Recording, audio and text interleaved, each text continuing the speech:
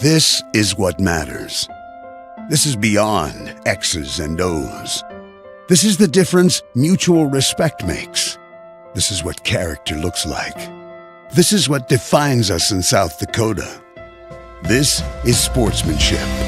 School sports, it's not the outcome that matters most, but the way the games are played.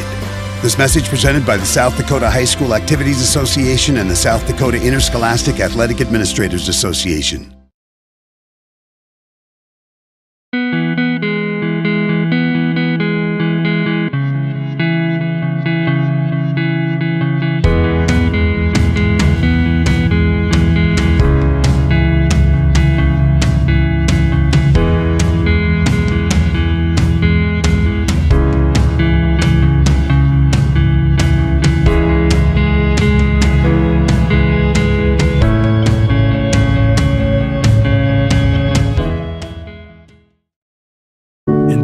Like these, it's good to know there's a place where people know who you are, no matter how long you've been gone. A place where the smells of home cooking are still in the air, where a simple wave warms your heart, and sharing stories is just a way of life. It's good to be home.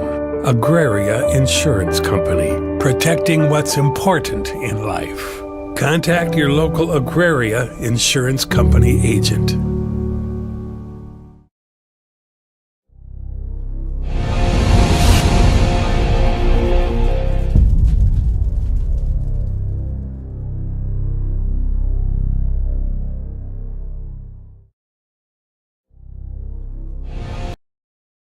Advertising can be a struggle. Where to spend your money? Are you reaching the right audience? If you are looking for an effective method that reaches a large fan base at once, then here is your spot with Live Ticket TV. With over 65 schools in the state of South Dakota, we can help you find the right market.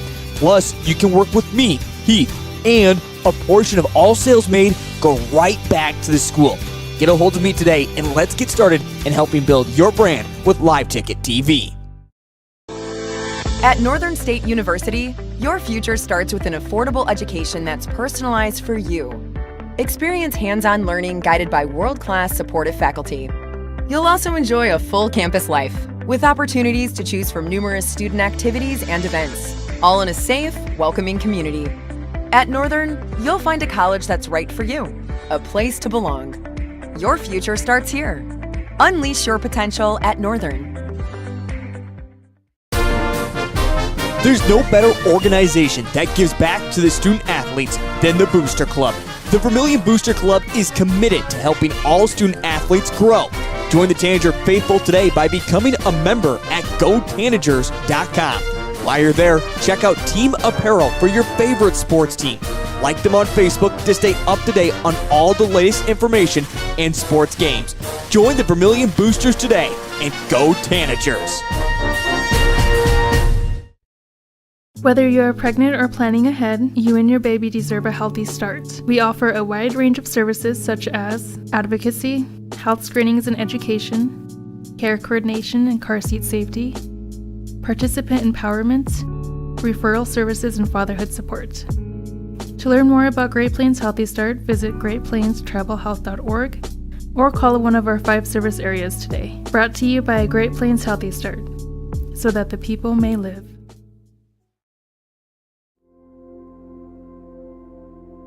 Agriculture is like no other business, which makes Farm Credit Services of America like no other lender.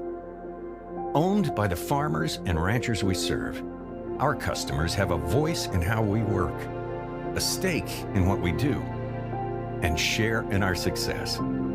Discover a lender that works for you at Farm Credit Services of America. Hi, this is Kristen Cunningham with Chic Boutique by Kristen & Company in Centerville, South Dakota. We are an all-size inclusive boutique offering sizes small through 3X on many items, including denim jeans and jackets, shackets, pants, skirts, graphic tees and sweatshirts, joggers, school swag, hats and caps, many fashion accessories including purses and lots of jewelry. And we also offer gift items for birthdays and weddings. Get your shopping fix at 636 Broadway Street, Centerville, South Dakota, open Tuesday through Friday 10 to 7 and Saturday 10 to 4. Let's be real. You work, you worry, You wait, you wonder. These are the challenges of life on the farm. As a community bank, First Bank & Trust understands this rural reality. We're big enough to help ag producers grow for the future and small enough to get to know you right now. Our ag bankers have ag backgrounds, which means we'll help you work through the tough years and make the most of the great ones. First Bank & Trust. Real banking, real easy. Member FDIC. Equal Opportunity Lender.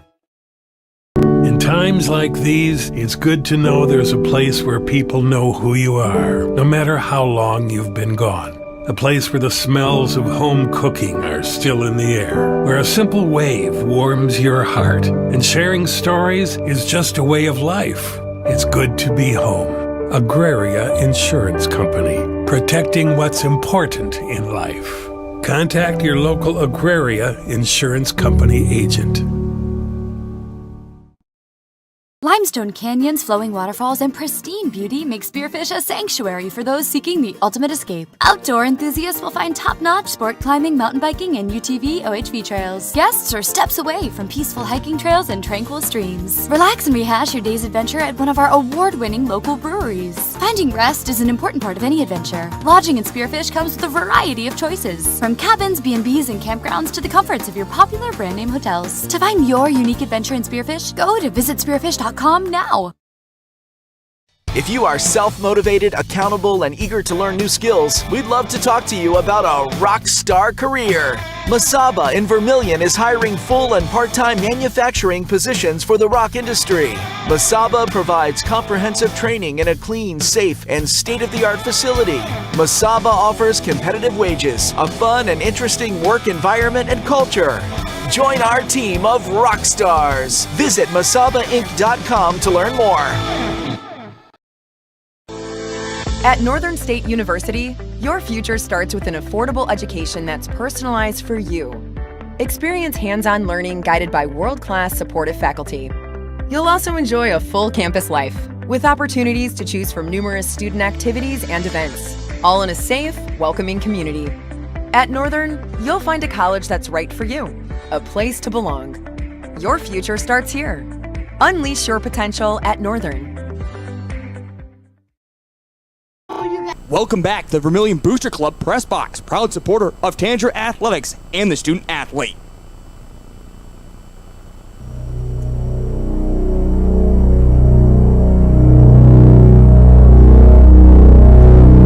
There's a madness to this month, but for the Vermillion boys, it started a day early.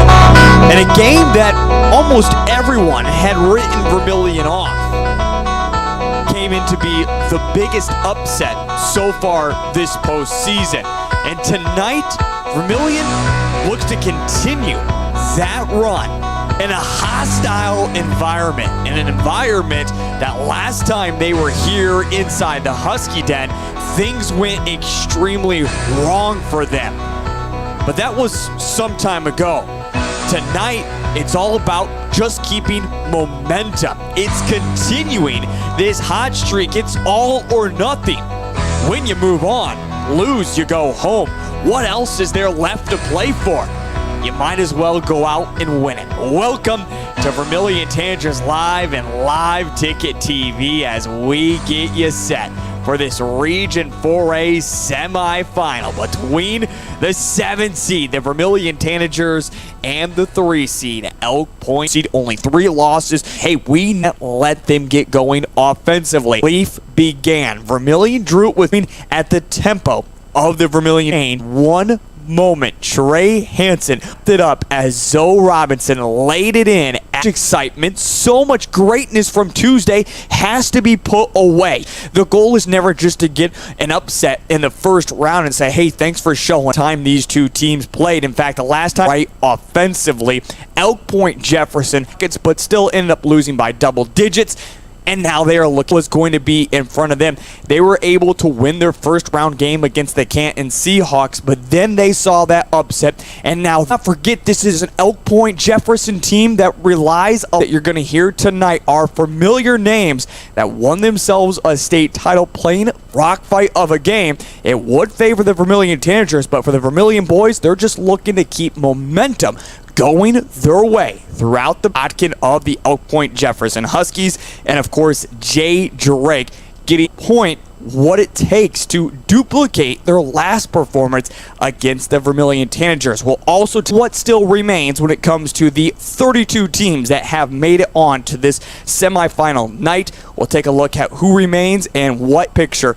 Coming up next, don't forget tonight's broadcast is brought to you by Live Ticket TV, your hold of me, and don't forget 20% of all sales go directly back to the Up Today with Live Ticket TV, as we'll be continuing on for track, baseball, and so with the postseason and what it looks like for both the girls and the boys. That is on the way next here on Live Ticket TV and Any better. But soon they'll be in high school and facing all the same child need to live fulfilling and productive lives. Make sure the kids in your family are among the more If you are pregnant or planning ahead, you and your baby deserve a healthy start. We offer a wide range of services such as referral services and fatherhood support. To learn more about Great Plains Healthy Start, visit May Live. Farmers know Crop and Credit Services of America have proprietary tools and expertise to deliver them. Discover the difference by calling 800-884-FARM. Agriculture. Or not. If you're in any kind of accident, bring your vehicle to Blaine's Body Shop with the insurance adjuster. So good luck to the Tanagers, and if you're in an accident, bring your vehicle to... welcome back to the Vermillion Booster Club Press Box, proud supporter of Tanager Athletics and the student athlete. Calm right now in the Husky den. Give us an hour's time. It's the Elk Point Jefferson Huskies and the Vermillion Tanager with head coach Jake Otkin, and also sit down with head coach Jay Drake. Tonight's broadcast is brought to you by Christian and Company in Centerville. Treat Kristen's Closet playoff picture. It was really only the Region 4A that had itself the shock, the upset, if you will. In fact, kind of two games went different than what seeding would. The 5 seed got the win over Hill City, 69-61. So a slight number upset, but it now sets up our playoff picture as we take a look at Region 4A and the matchups coming up tonight. Cole, the other game we're looking at, of course, is right above us in this playoff picture. Dakota Valley, T area. Everyone had that mantra of avoid Dakota Valley if you could. Some would even say it's unfair for T area to be playing that game because of the schedule that EPJ had. But all that gets thrown out the window. We're just worried about seed points. We're worried about what's playing in front of us. And history is on the line down in North Sioux City, where tonight the Panthers have a chance at tying the all-time wins record that Custer set back in the early 90s. That one's going to be a fun one to watch. Yeah, it will be. I mean, we can, complain about T being the number 4 seed because they lost to a AA school in one of their last games, but I just think that if you're playing these tougher opponents and you're playing up and you're getting wins against teams that are, a class above you, you're getting extra seed points. So if you're winning those games, you should be getting bonus points for those wins. But if you're losing them, you don't get bonus points. So I think if you're going to schedule these games, play them out. If you win them, you get more points, then you should be up ahead. But Elk Point Jefferson, they make their own schedule. T makes their own schedule. If they really want to do something about it, well, change your schedule. I mean, we can complain about all that. Then now I'm off my soapbox now. Now back to the game. Yeah, it'll be a pretty good matchup. We saw T. It was Vermillion's worst offensive performance of possibly ever that we've ever seen, especially this season. So it was definitely not a game we wanted to watch as a Vermillion fan, but T shot lights out. I mean, you got to give them credit.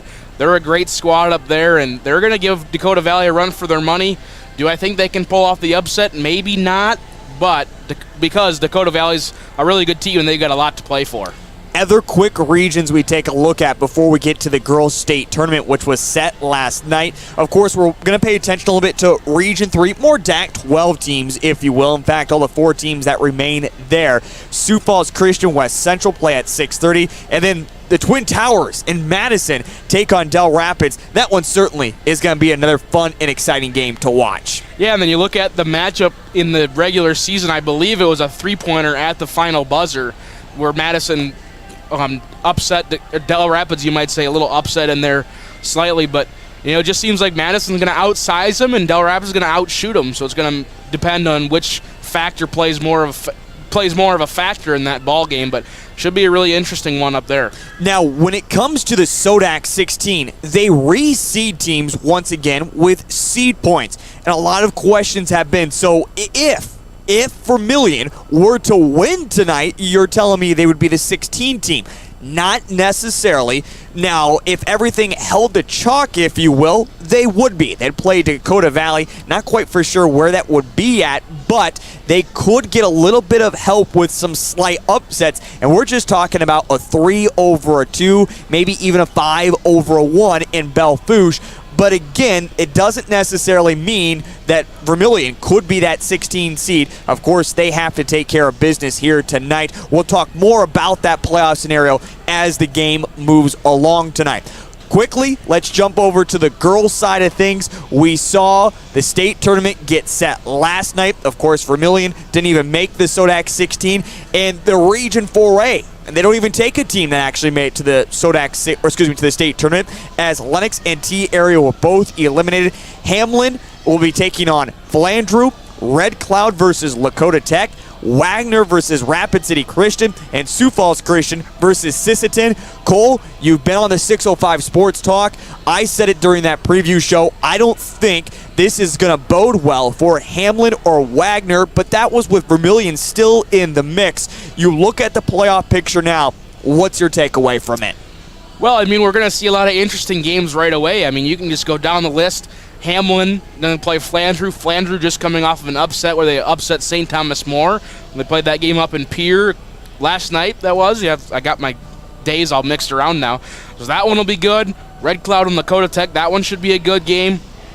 Wagner should take care of Rapid City Christian pretty easily, just based on the fact how they took care of T so easily, led by Yost, who had 30 points in that game. Then Sioux Falls Christian should be a good first game. We saw those two teams play in the DAC-12 NEC Clash. I don't remember how it ended exactly. I think Sioux Falls Christian won that game, if I remember correctly. Yep, but there was only one loss in that DAC-12 NEC Clash. It was to Vermillion losing to Hamlin.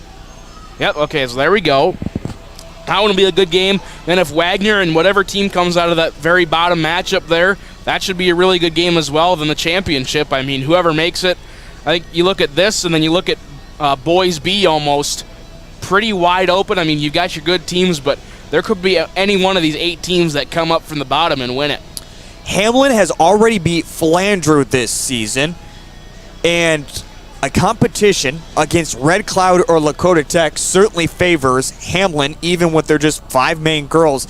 And as you mentioned, Wagner Sioux Falls Christian, Wagner took it to the Chargers earlier this season. I could see that one being a little bit different. We got to see the Chargers last night. They looked really, really good against Lennox. Should be an exciting one. Of course, the girls' state tournament comes up next week. It all begins Thursday, March 9th at noon with Hamlin and Philandrew. Tonight's broadcast is brought to you by Farmers Union Insurance. Why choose Farmers Union Insurance?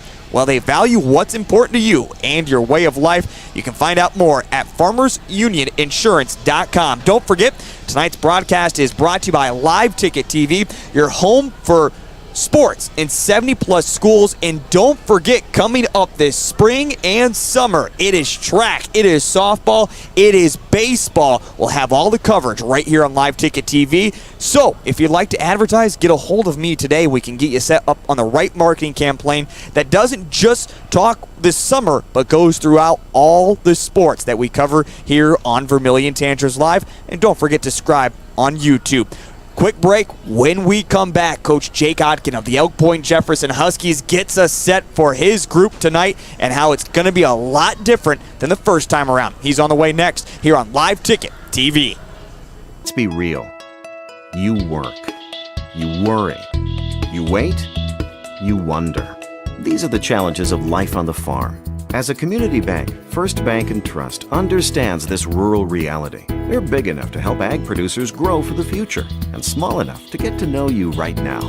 Our ag bankers have ag backgrounds, which means we'll help you work through the tough years and make the most of the great ones. First Bank and Trust. Real banking, real easy. This is what matters. This is beyond X's and O's. This is the difference mutual respect makes. This is what character looks like. This is what defines us in South Dakota. This is sportsmanship.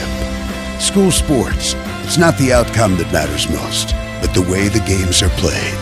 This message presented by the South Dakota High School Activities Association and the South Dakota Interscholastic Athletic Administrators Association.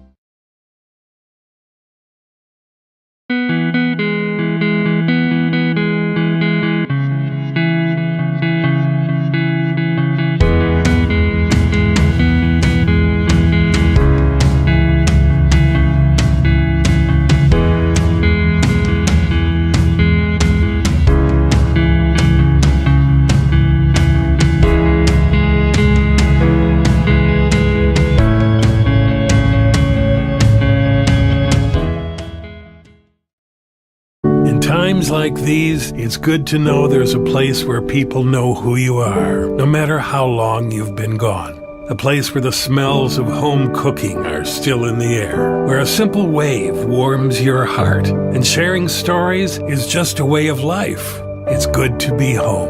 Agraria Insurance Company, protecting what's important in life. Contact your local Agraria Insurance Company agent.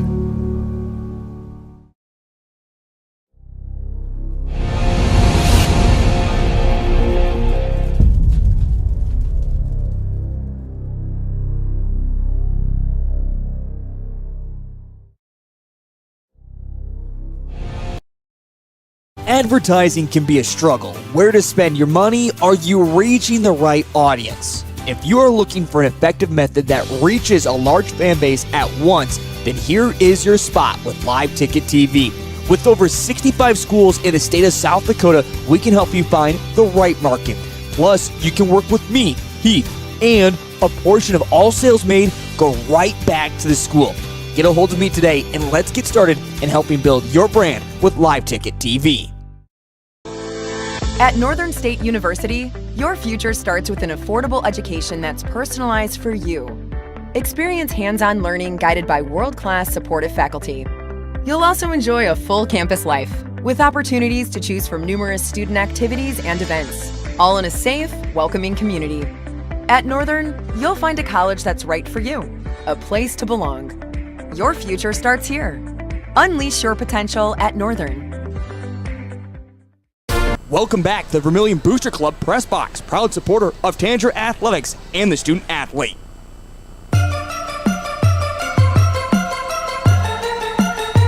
Welcome back to the Husky Den as we get you set for tip-off tonight in the Region 4A semifinals between the Vermillion Tanagers and the Elk Point Jefferson Huskies. Head coach Jay Drake is on the way here in just a little bit to talk more about this matchup, but right now it's time to get into our conversation with head coach Jake Otkin. A huge shout out to Coach Otkin for catching up with me each and every single time. Always a great guy who has some great conversations off air too, just about life. Just a coach that got to know over the past few years, and a coach that is a state champion himself. Of course, won a state champion this past fall with his boys on the football field, and he has his basketball program to one of its best starts in 10 plus years, or I should say just throughout the regular season. Coming into tonight, 15-5 overall are the Huskies. And we talk about momentum. A lot of good things for the Vermillion Tanagers. How about the Elk Point Jefferson Huskies?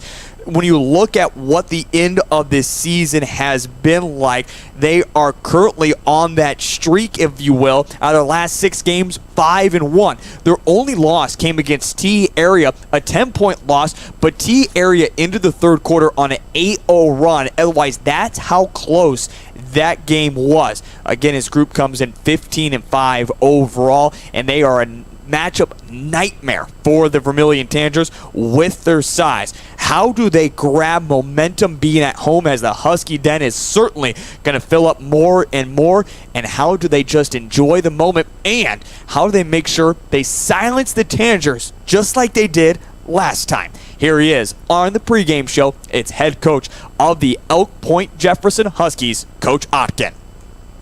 Ready for this huge matchup tonight against the Vermillion Tanagers, let's take a look before we talk about the game tonight where we last saw each other. We go back to January 17th.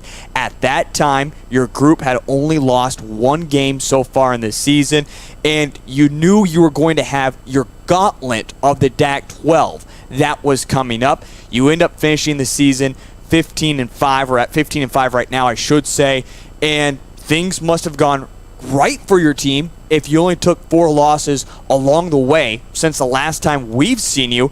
So give it to us, Coach. How has the kind of second half of the season been for your troops? Yeah, we got competitors. They're gamers. They love the grind. They love being in the gym, and they love to compete. And, you know, we hit a couple bumps along the way, didn't have our best performances against like a Del Rapids and a Lennox, but overall was really happy with how we finished the season. We played some great basketball. We're playing some great basketball down the stretch. We've had our best finish in roughly 10 to 12 years in Elk Point, Jefferson. So these kids get it. They understand it. Every night that they get a step on the floor is a night they don't take for granted. So they go out and compete. And we did a great job finishing the season hard and rebounding from a couple losses to kind of hit a win streak and be playing our best basketball at the right time. Yeah, you talk about hitting that win streak, and then during that win streak, your only loss came against the T area Titans. Of course, it came down towards the end of the season. You and T were jockeying for position of that 3-4 spot and what was going to happen. Your takeaways, how happy were you to get that 3 slot? And as everyone would kind of say here in this region, avoid Dakota Valley.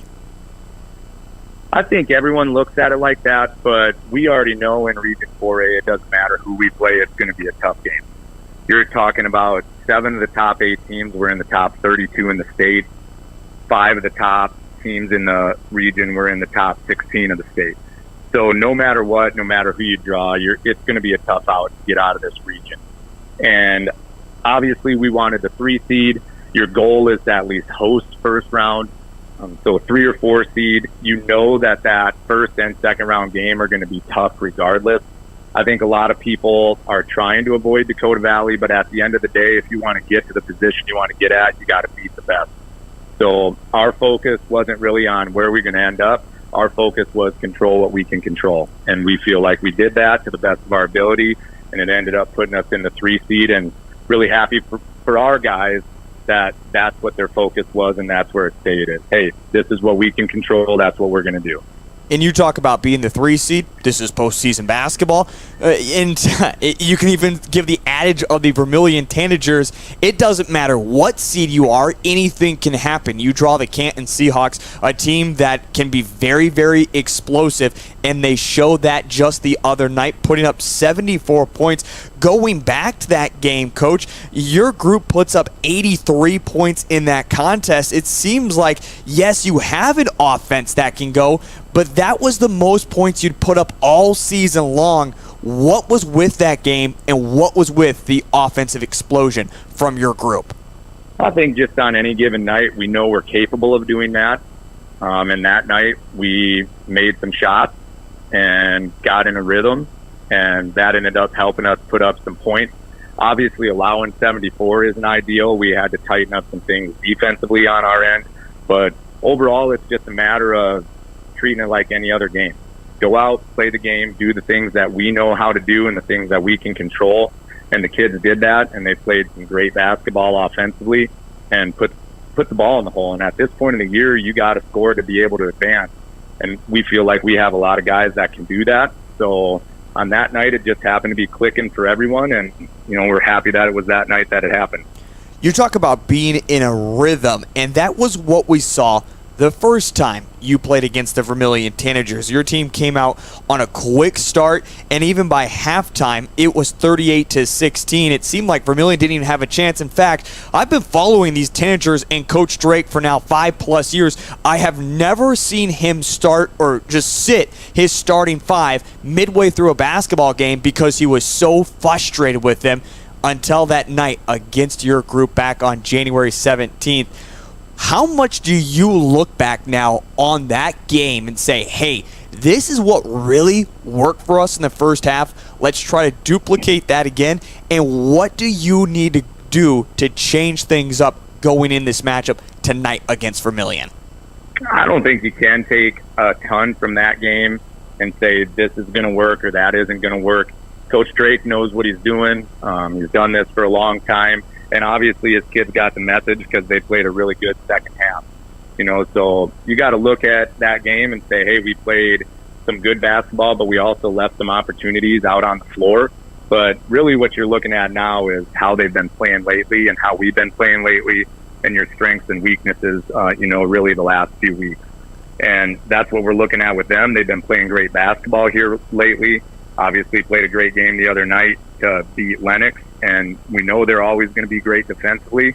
So you just got to take them for what they are. They're a great defensive team. They can put the ball in the hole, and you're going to have to play your best basketball to stop them. We can talk about these different matchups when it comes to players, and we will here in just a moment. But how about on the opposite side?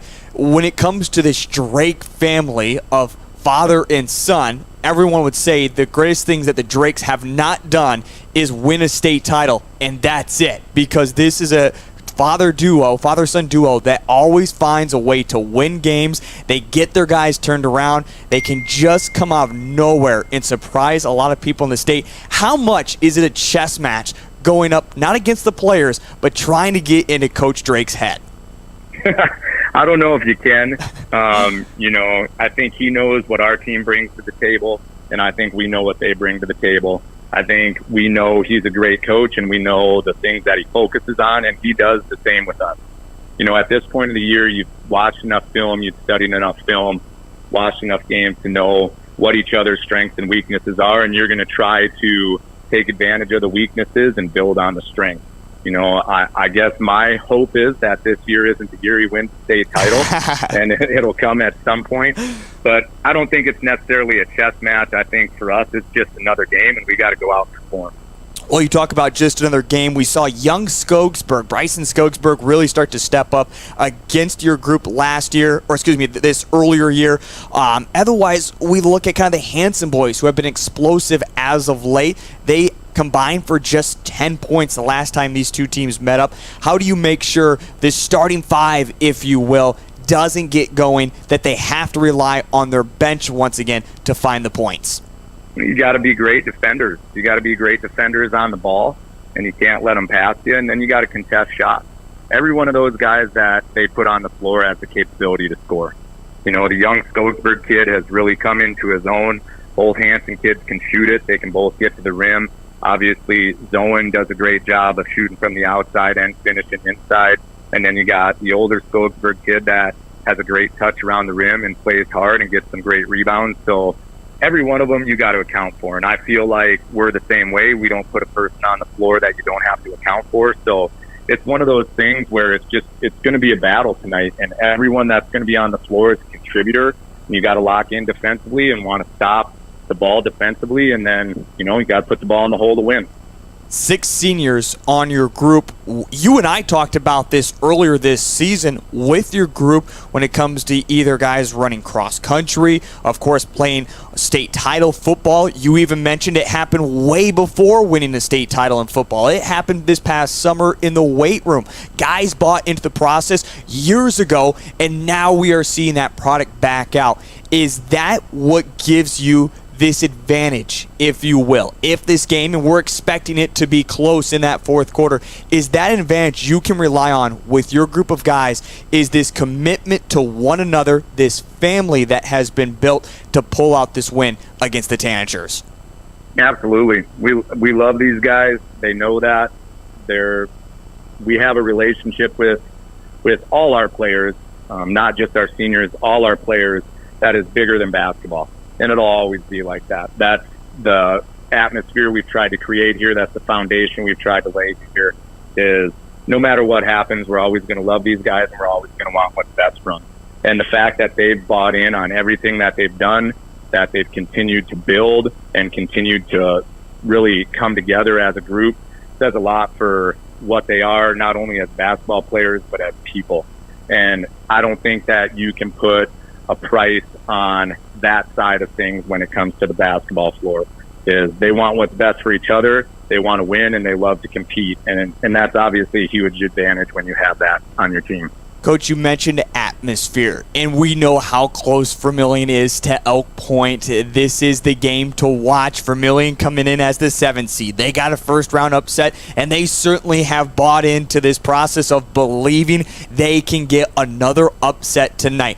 And on the opposite side, you have another home game. Of course, Elk Point Jefferson is extremely exciting. We can even go back to this fall and winning a state title. That atmosphere outside was intense. Now you bring it inside a building. It's going to be electric tonight. How do you make sure your guys feed off that energy and have themselves a great game, but make sure they enjoy the moment at the same time? Just remind them to stay focused. You know, the game is the game, and you got to play the basketball game no matter what. And at the end of the day, that's what we're doing. We're playing a basketball game. Obviously, we think the gym is going to be electric. We know Husky Nation always shows up and shows out. We've had great support all year, and it's going to be no different tonight. We think we have the greatest fans in the state, and they're going to show up and show out tonight, but Vermillion's going to show up and show out as well. So I think both teams will try to feed off that energy and feed off that crowd.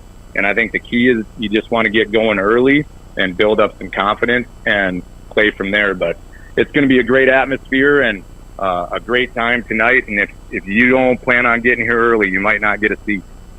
A fun atmosphere. That's exactly what it is going to be as the gym continues to fill up, and we're still a little under a halfway out from opening this one up. And that being said, we still have plenty more to come up here on the pregame show. Tonight's broadcast is brought to you by Northern State University. At Northern State, you'll receive an education that's high quality, affordable, and personalized for you.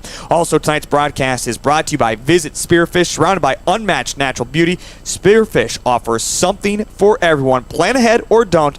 They're there to help you get on the path to unforgettable moments. As I mentioned, our pregame show continues on. Head coach Jay Drake sits down with us, talks about that upset on Tuesday evening, and now what it takes to catch lightning in a bottle, because we have seen this before. Vermillion has struggled in their next game up after a huge game OKC earlier this season, and again, have to compare it against Lennox. We'll talk more about that. Head coach Jay Drake is on the way next on the pregame show.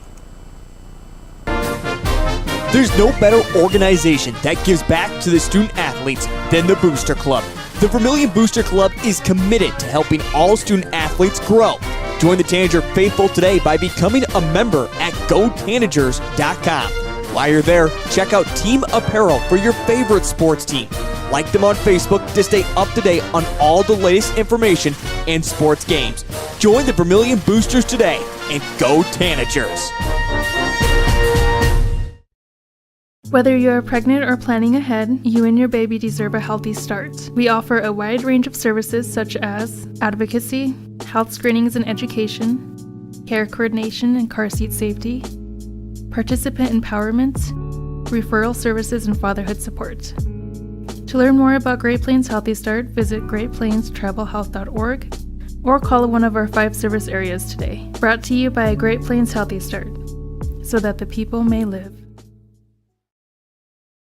Welcome back to the Vermillion Booster Club Press Box, proud supporter of Tanager Athletics and the student athlete.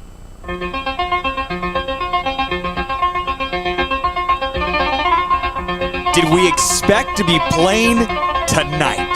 Vermillion versus Elk Point Jefferson. APJ was certainly expecting to be here, but after an upset on Tuesday evening, the Vermillion boys are playing for their chance to go to the Sodak 16. Welcome back to the pregame show here on Live Ticket TV and Vermillion Tanagers Live, as it's great to be a part of this broadcast this evening. Also want to give a special shout out to the Vermillion Boosters for helping us out once again with this broadcast, and also want to give a special shout out to our booster sponsor of the night, which is Bunyan's.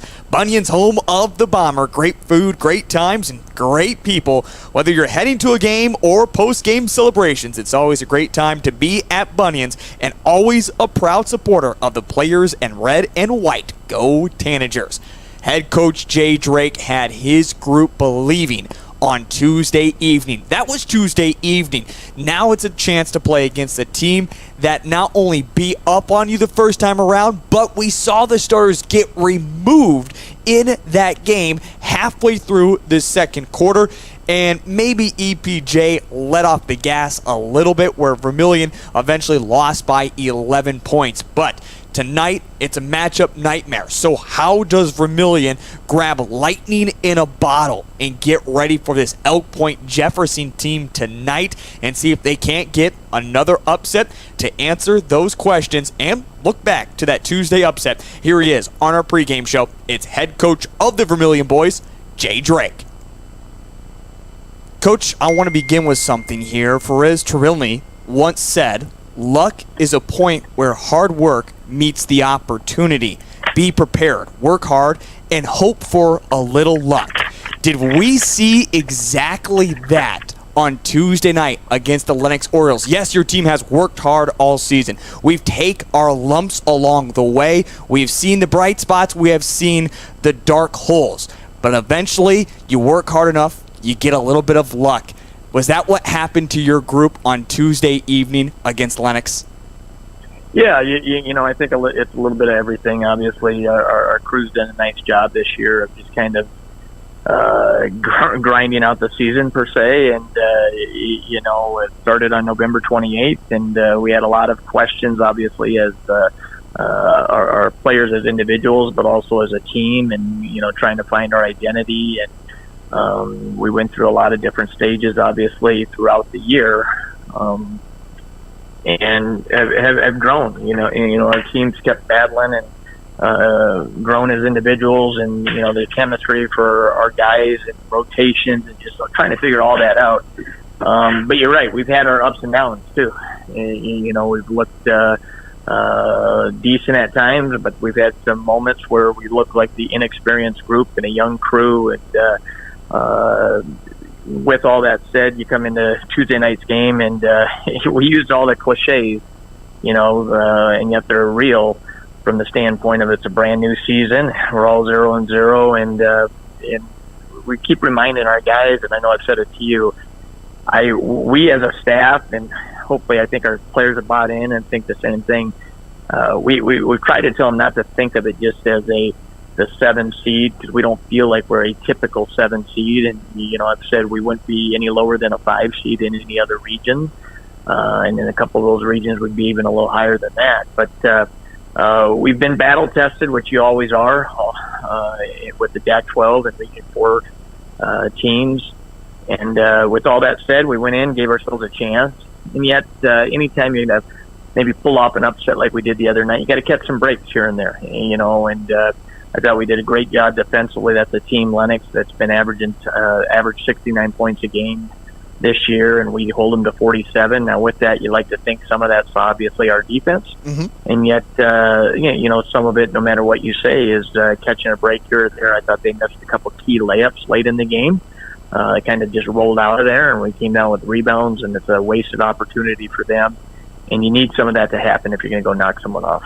Well, and it feels like going into this game, right, there's a lot of hope and belief. This is a Vermillion Tanagers team that can make the Sodak 16, but if you bring it back to paper, the answer is already written down. This is not only going to be a loss for your group, but it's going to be a large loss because we look back to it, right? You beat Crofton. You go on to lose against a Tri-Valley team that you wish you can have that one back.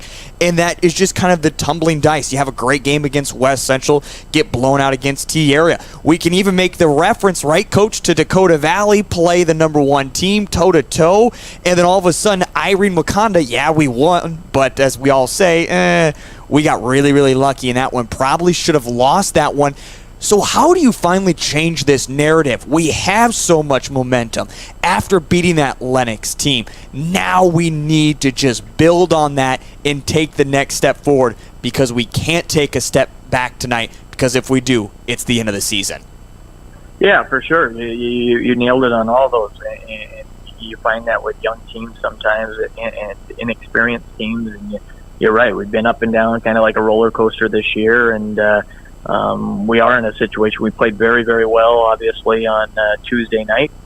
did everything that a underdog has to do, or a lower seed has to do on the road to at least give yourselves a chance late in a game. And the biggest thing we've stressed the last couple days is with our group is there's that fine line. One, our guys got to understand that everything and anything we did on Tuesday night, that no longer means anything tonight. It's a brand new game. It's a brand new night. And yet, with that said, you're trying to kind of harness some of that energy, effort, enthusiasm, passion.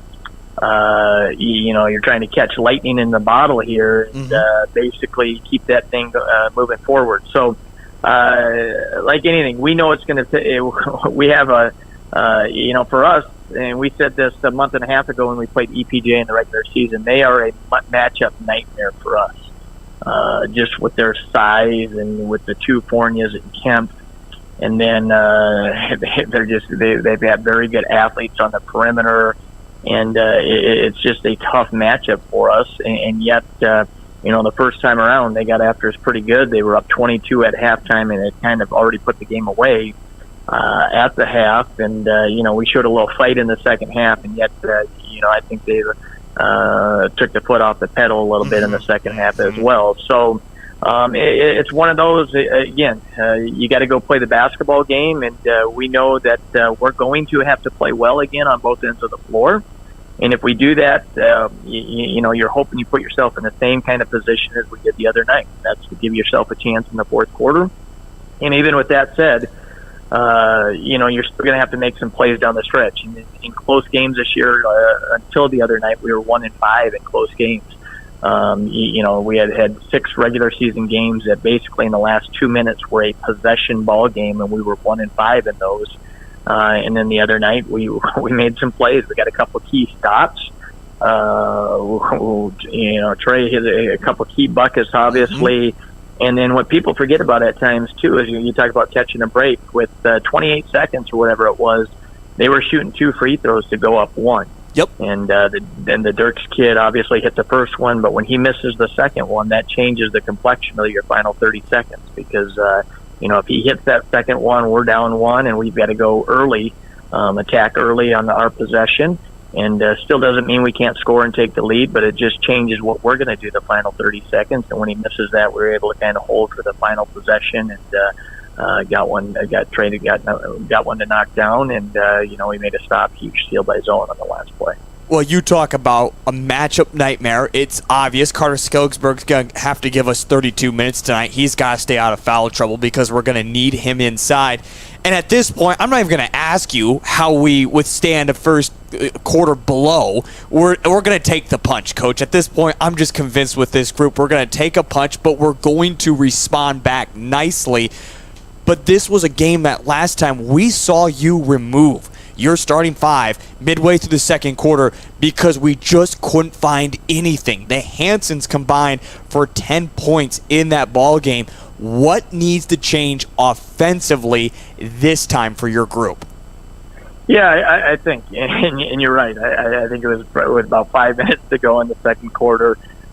We took our 5 starters out that night and kind of sat them the rest of the first half. And yet at that point, we were already down 21. We thought our bench guys came in, our reserves, and did a nice job because it went from 21 to only 22 for those final 5 minutes. But the big thing, we had played the night or not the night before, but our game before was the previous Thursday against Lennox, and we thought we did some really nice things at home against Lennox. And even though we lost that game by 19 points to Lennox, our first go-round, we played with a lot of energy and enthusiasm and passion. We just played extremely hard.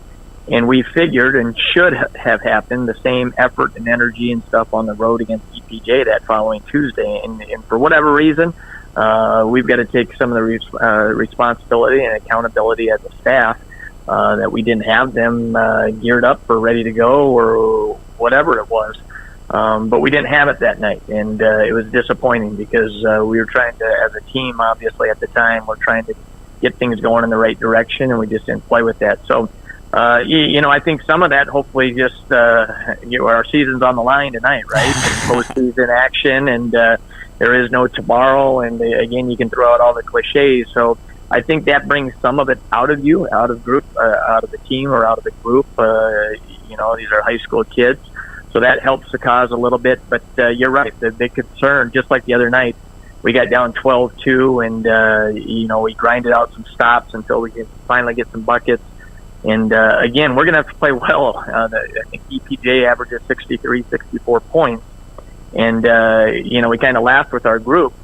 It doesn't matter who we play. It seems like, what do we come up with? We're 48, 49, 51, 52. That's where we end up with points. It seems like every single night, doesn't matter what the competition is. So we haven't scored a lot of points. So it puts a lot of pressure on your defense. And yet we proved we can go play a very good team on the road and defend the heck out of them. We're going to have to do the same thing tonight to give ourselves a chance. Well, we talk about giving yourself a chance. What needs to happen then defensively? Because you're right. And I thought Lennox had an advantage over you, right? We have Porter Enan. We got the size inside, and if the size isn't inside, we can kick and shoot the three. We're so good at that. Yet things just happen to fall right for the Vermillion Tanagers. Carter Skoggsburg even stayed out of foul trouble, but these are some big boys inside, right? They were a part of a team that won a state title for football this past fall. What needs to happen defensively to make sure you get Elk Point Jefferson off of rhythm? And don't forget, Coach, they're coming off their best offensive performance, putting up 83 points against Canton on Tuesday night. What needs to happen defensively for your team? Yeah, that gives them a lot of confidence. 83 the other night in their gym, and you're right. For whatever reason, Carter Hansen did a heck of a job on Porter Enan. Obviously, it's a team effort, but both games this year, he really did a nice job of making things tough on him. Now, tonight it changes a little bit because he's going to have to guard one of their bigs at all times, because they usually have, between the two Fourniers and Kemp, they usually have two of them out there at all times. So, and then for us, you're right, Carter Skoggsburg is huge, him staying out of foul trouble the other night, and yet, they didn't really have a true post for Lennox. They kind of play 5 out a lot at times. And tonight they're going to try to pound it in, bang it in there. And, we're missing Cole Tweeten here at the end of this season, which would actually, in a game like tonight, be very valuable for us, just in case for spot minutes or just having some size inside to go guard someone. So some of that is, like anything, will have to be, one, getting the ball stopped in transition, because they can still get out and go with the Schmitz and Scarman boys. But in the half-court set, we really got to it's kind of 3 phases, having some ball pressure out there. We're going to have to do a great job on post defense, but just having some backside help as well. And again, you're trying to, on Tuesday against Lennox, we turned them into basically a perimeter team from the standpoint of they kind of quit attacking the paint. And they shot 27 threes. They did hit 10 of them, but they all of a sudden as the game went on, we're kind of living and dying by the 3 out there. And that went our way. And tonight, I know EPJ is going to try to pound it inside, and especially early on, and try to get it some foul trouble.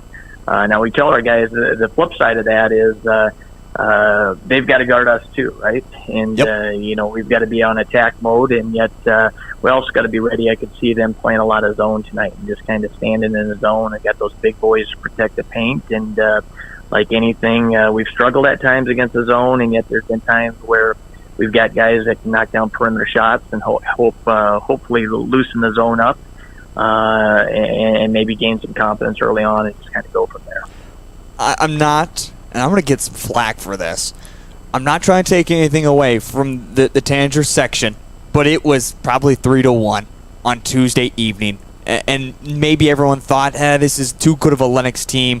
I'm not going to travel up to Lennox. This is a different situation. If they weren't bought in now, the fans are certainly bought in to this boys basketball team. There's belief. And add in that it's just a little trip right down the road, right? If push came to shove, you could walk to Elk Point if you really, really had to. This is going to be a packed house. And it's a very, very small gym. It certainly does feel like a den, as they nickname it, the Husky Den. How do you feed off the energy? It's been your bench a lot this season, but how do you get the student section behind? How do you get the fans behind you and create it tough of an atmosphere for the Huskies? Yeah, you're right. It should be a great high school basketball environment tonight in their gym. Just seeing on film, obviously, they packed it the other night with Canton, their side. And you're correct. From our standpoint, it's a Friday night, number one, right down the road with Elk Point, a rival, both conference and region.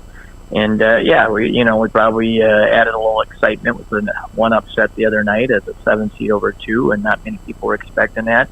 And I'm just happy for our guys because there's no doubt, it's been, from a crowd standpoint, a little sparse at times this year. And, you always worry from when you're dealing with high school kids, sometimes how they handle that. And yet you just got to kind of appreciate the moment now. And, tonight I would expect a very good Vermillion crowd on our side, and obviously EPJ is going to pack, and that's how it should be in postseason. Two good teams, and obviously they're a very good basketball team, and we feel we've improved as the year's gone on. And again, to throw out another cliche, obviously we're both 1-0 right now. We're 1-0 in the postseason. That's who we are and what we are. And the one thing, our kids are confident. Mm-hmm. We know we're going to have to play very well, and we have our hands full. And yet, for as much as everyone maybe was shocked the other night, whether it be in Vermillion or across the state, I know you had a group in the locker room from our whole coaching staff to every one of our players that believed we could get it done. And that's half the battle sometimes. You have to believe. Like, literally, you can say you believe, but you got to really think it and believe that it can be done. And we believed it the other night, and we know we'll have to play one of our better games of the year to get it done, or even to have a chance tonight. But we believe we can do that, and that's why you play the game. Once again, that is head coach Jay Drake talking about the atmosphere as it is really starting to pack up here in the Husky Den. We're getting closer to tip-off between the Vermillion Tanagers and the Elk Point Jefferson Huskies. It's all to play for tonight. A chance to make it on to the SODAC 16. Not only are these towns separated by less than 20 miles, it's another DAC 12 opponent. Of course, it's a Region 4A opponent, one looking for revenge, and one is looking to continue their season off at 15-5 and just continuing to build momentum. Elk Point Jefferson, Vermillion, everything to play for. It's on the way next here on Live Ticket TV.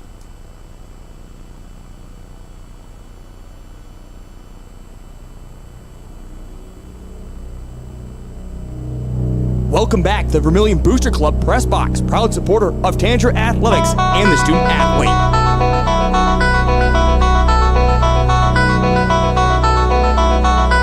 We expected the Husky Den to be packed. It's exactly that. Wouldn't you expect that, though? Everything to play for in the Region 4A semifinals. A chance to move on to the SODAC 16. It doesn't get better than this. Playing basketball in the month of March. Upsets are expected. Can Vermillion get 2 in a row and punch their ticket onto the SODAC 16, or does Elk Point Jefferson dominate just like they did the first time this time around in the regular season? Let's get into it. Let's meet our starting 5 for both the Elk Point Jefferson Huskies and the Vermillion Tanagers. We'll start with the home team, Elk Point Jefferson, as it is a different starting 5 than what we saw the last time these two teams met up. Tonight's starting 5 will be 0, Chase Fornia, the 6'4 senior center. Number 2, Devin Schmitz, the 5'11 senior guard. Number 3, Garrett Merkley, the 5'11 junior guard. Number 11, Jacob Scarman, the 6'1 senior guard. And finally, number 44, Easton Kemp, the 6'5 senior forward. Again, the Huskies 15-5 overall. They finished 4-3 in the region and 5-5 in the DAC 12. The boys with the upset on Tuesday evening. It rattled the state of South Dakota, and as everyone said, that's just the DAC 12 beating up on the DAC 12. Your starting 5 will be the same as what we saw on Tuesday evening. It does include number 23, Zoe Robinson, the 6'1 junior guard. Number 24, Carter Hansen, the 6'2 sophomore guard. Number 33, Trey Hansen, the 6'1 freshman guard. Number 52, Carter Skogsberg, the 6'4 senior forward. And taking the place of Wyatt Gestream, the 8th grader, the 5'11 guard Bryson Skogsberg, who had 14 points against the Huskies the last time these two teams played. Are you ready yet? Check your heart rate. This might be at its lowest until this one is over. Last time it was 60-49. The Huskies led by 20 at halftime and really ran Vermillion out of the gym. They want to do that again. Vermillion looking for a different story. The Tanagers in their all red uniforms, numbers and letters that are in white, outlined by black. The Elk Point Jefferson Huskies in their all white uniforms, numbers and letters that are blue, outlined in black. We are set and ready to go for this Region 4A semifinal, as it is Skogsberg along with Jacob Scarman who meet at the Husky logo. And a packed Husky den, not a single seat available. We step into the center circle. Ball is in the air. It's won by the Huskies, and we are underway as the Huskies will bring it into the front court along with our producer Cole Larsh. I'm Heath Nimke. Region 4A semifinal action. Controlled with Schmitz, picks up the dribble. Gonna try to find their way inside, go baseline, up with a tough shot, miss, ball tips around. It's gonna be an offensive board. Vermillion has to eliminate that quickly in this game. They're certainly outsized tonight. Kick back out, three-pointer, good. Huge three-pointer for Garrett Merkley to open up the ball game after an offensive board for the Huskies. Now the Hansen boys combined for 10 points the last time these two teams met up. Trey Hansen pump fakes. Now we'll step back. The jumper, this one is off the mark, and it's rebounded by Easton Kemp. Quick pass up to Merkley. Merkley will swing it over to the near corner. Now drive by Schmitz, and his shot's gonna be blocked away. Two different Tanagers, including the senior Carter Skogsberg going up and making the stop there. Speaking of the big man, he's got it. Now with Robinson. Robinson, the right-handed dribble as he penetrates down to the block. Picks up the dribble. He's going to go up tough. Contact is made, and a foul is called on Devin Schmitz, who gives the look of me, absolutely you. Certainly nothing but contact. And it'll be Robinson to be shooting free throws. Big story of the game we're going to have to look at is if Vermillion can make their free throws. You know, there's been some games where they've been close, but haven't been able to capitalize from the line. Robinson knew he had missed that immediately. He went chasing after it after he put it up. So now 0 of 1, second free throw. This one is nothing but nylon. Robinson, first point of the basketball game. 3-1, 6:40 first quarter.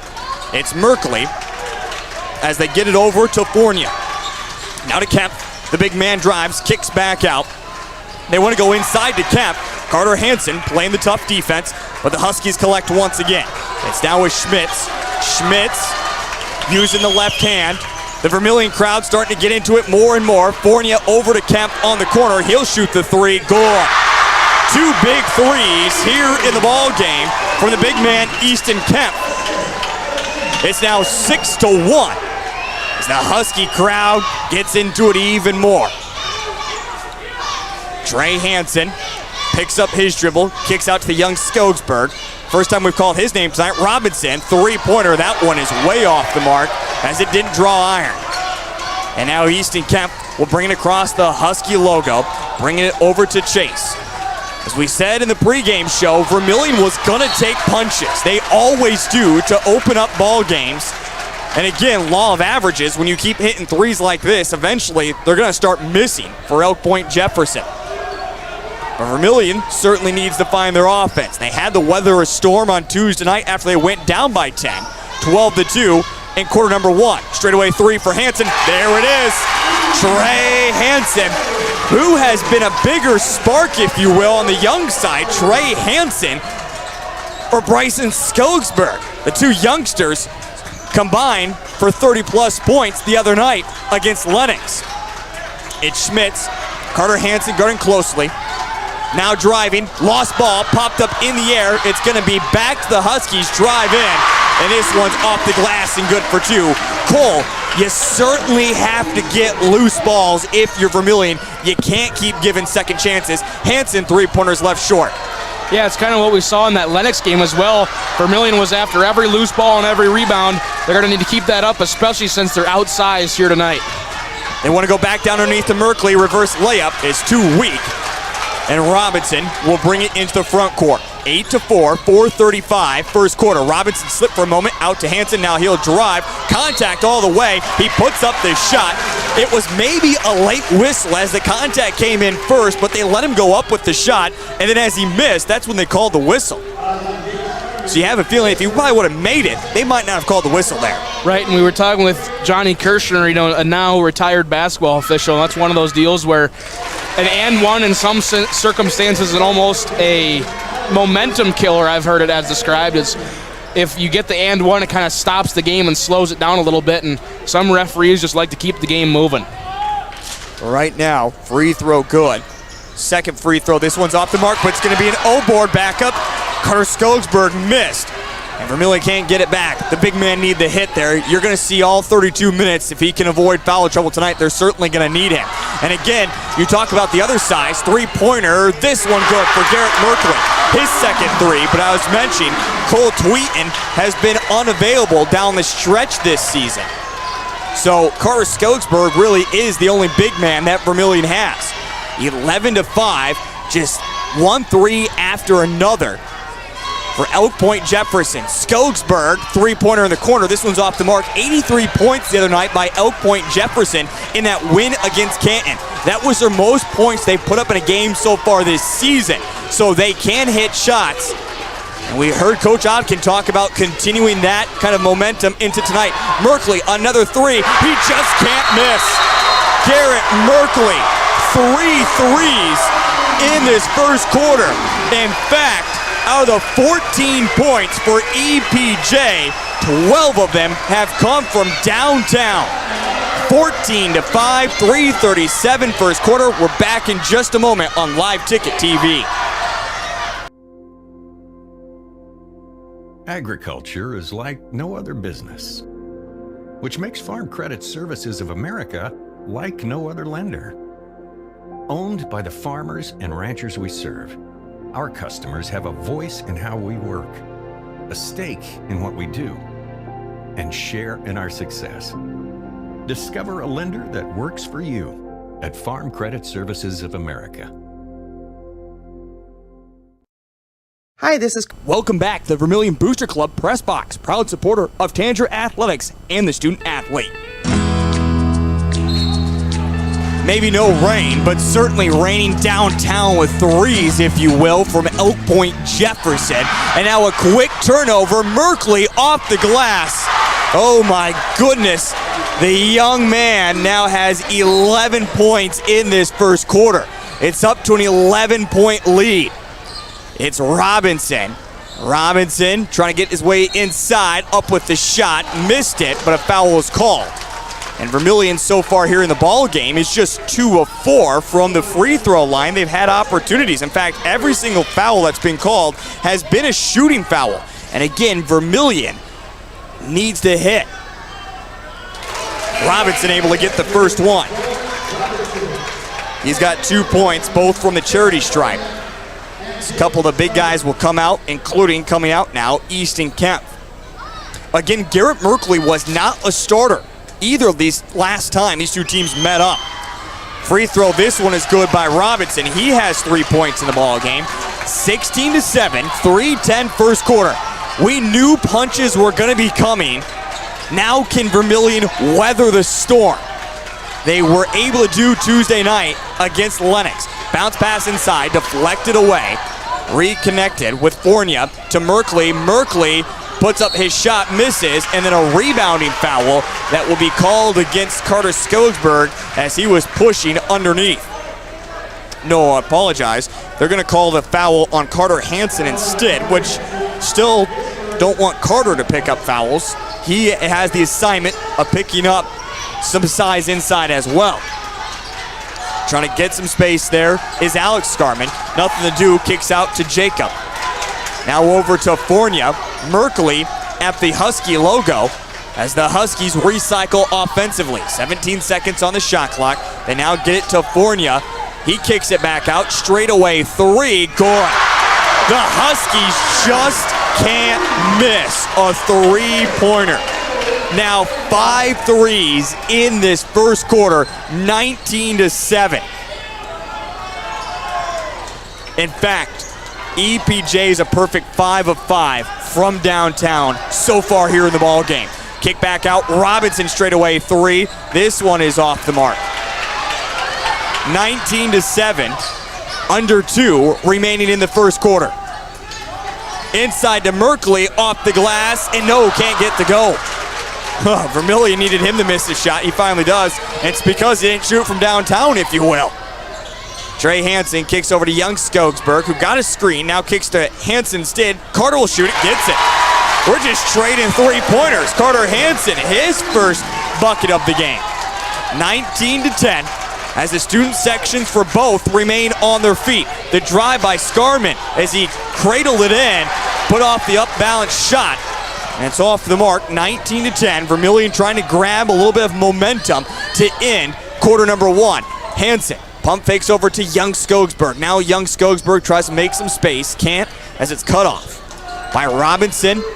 Top of the perimeter. Still Robinson. They'll look pass over to Young Skogsberg. He'll shoot the 3. It's off the heel of the iron, and it's easily rebounded by the Huskies, who quickly press into the front court. They go to Fournier. Evan takes a hop, goes up. No, he travels. Good call there by the official. He took that first step, then took the hop, which counts as 2. And don't say anything about a lead foot, Cole. Get out of here. I didn't say anything. You gave me that look, though. Usually I'm always the one arguing for travels. 19-10. This isn't the NBA. 50 seconds remaining in quarter number 1. Trey Hansen, the right-hand dribble, switches it to his left. He attacks easily off the glass. Remember, he's a freshman. He made that move look like he was a senior. Over to the far wing with Jacob Scarman. Now they get it to Easton Kemp. The big man goes inside, but his space is cut off. To Fournier, over to the corner, down inside. Oh! A little bit of chicken fighting going on inside, and they're going to call a foul on Carter Skogsberg, picking up his first and the second team foul. Some officials would let that go. Some would call a foul. Quickly get it in. Kemp trying to find some space. Nothing doing. Out to the wing with Jacob Scarman. To the top as they cycle it to the near wing now. The left-hand dribble by Schmitz. Back to the top with Kemp. To Schmitz. Schmitz trying to find his way in. Picks up his dribble, just using the pivot foot. Back out to Kemp. Step back 3. Oh my goodness.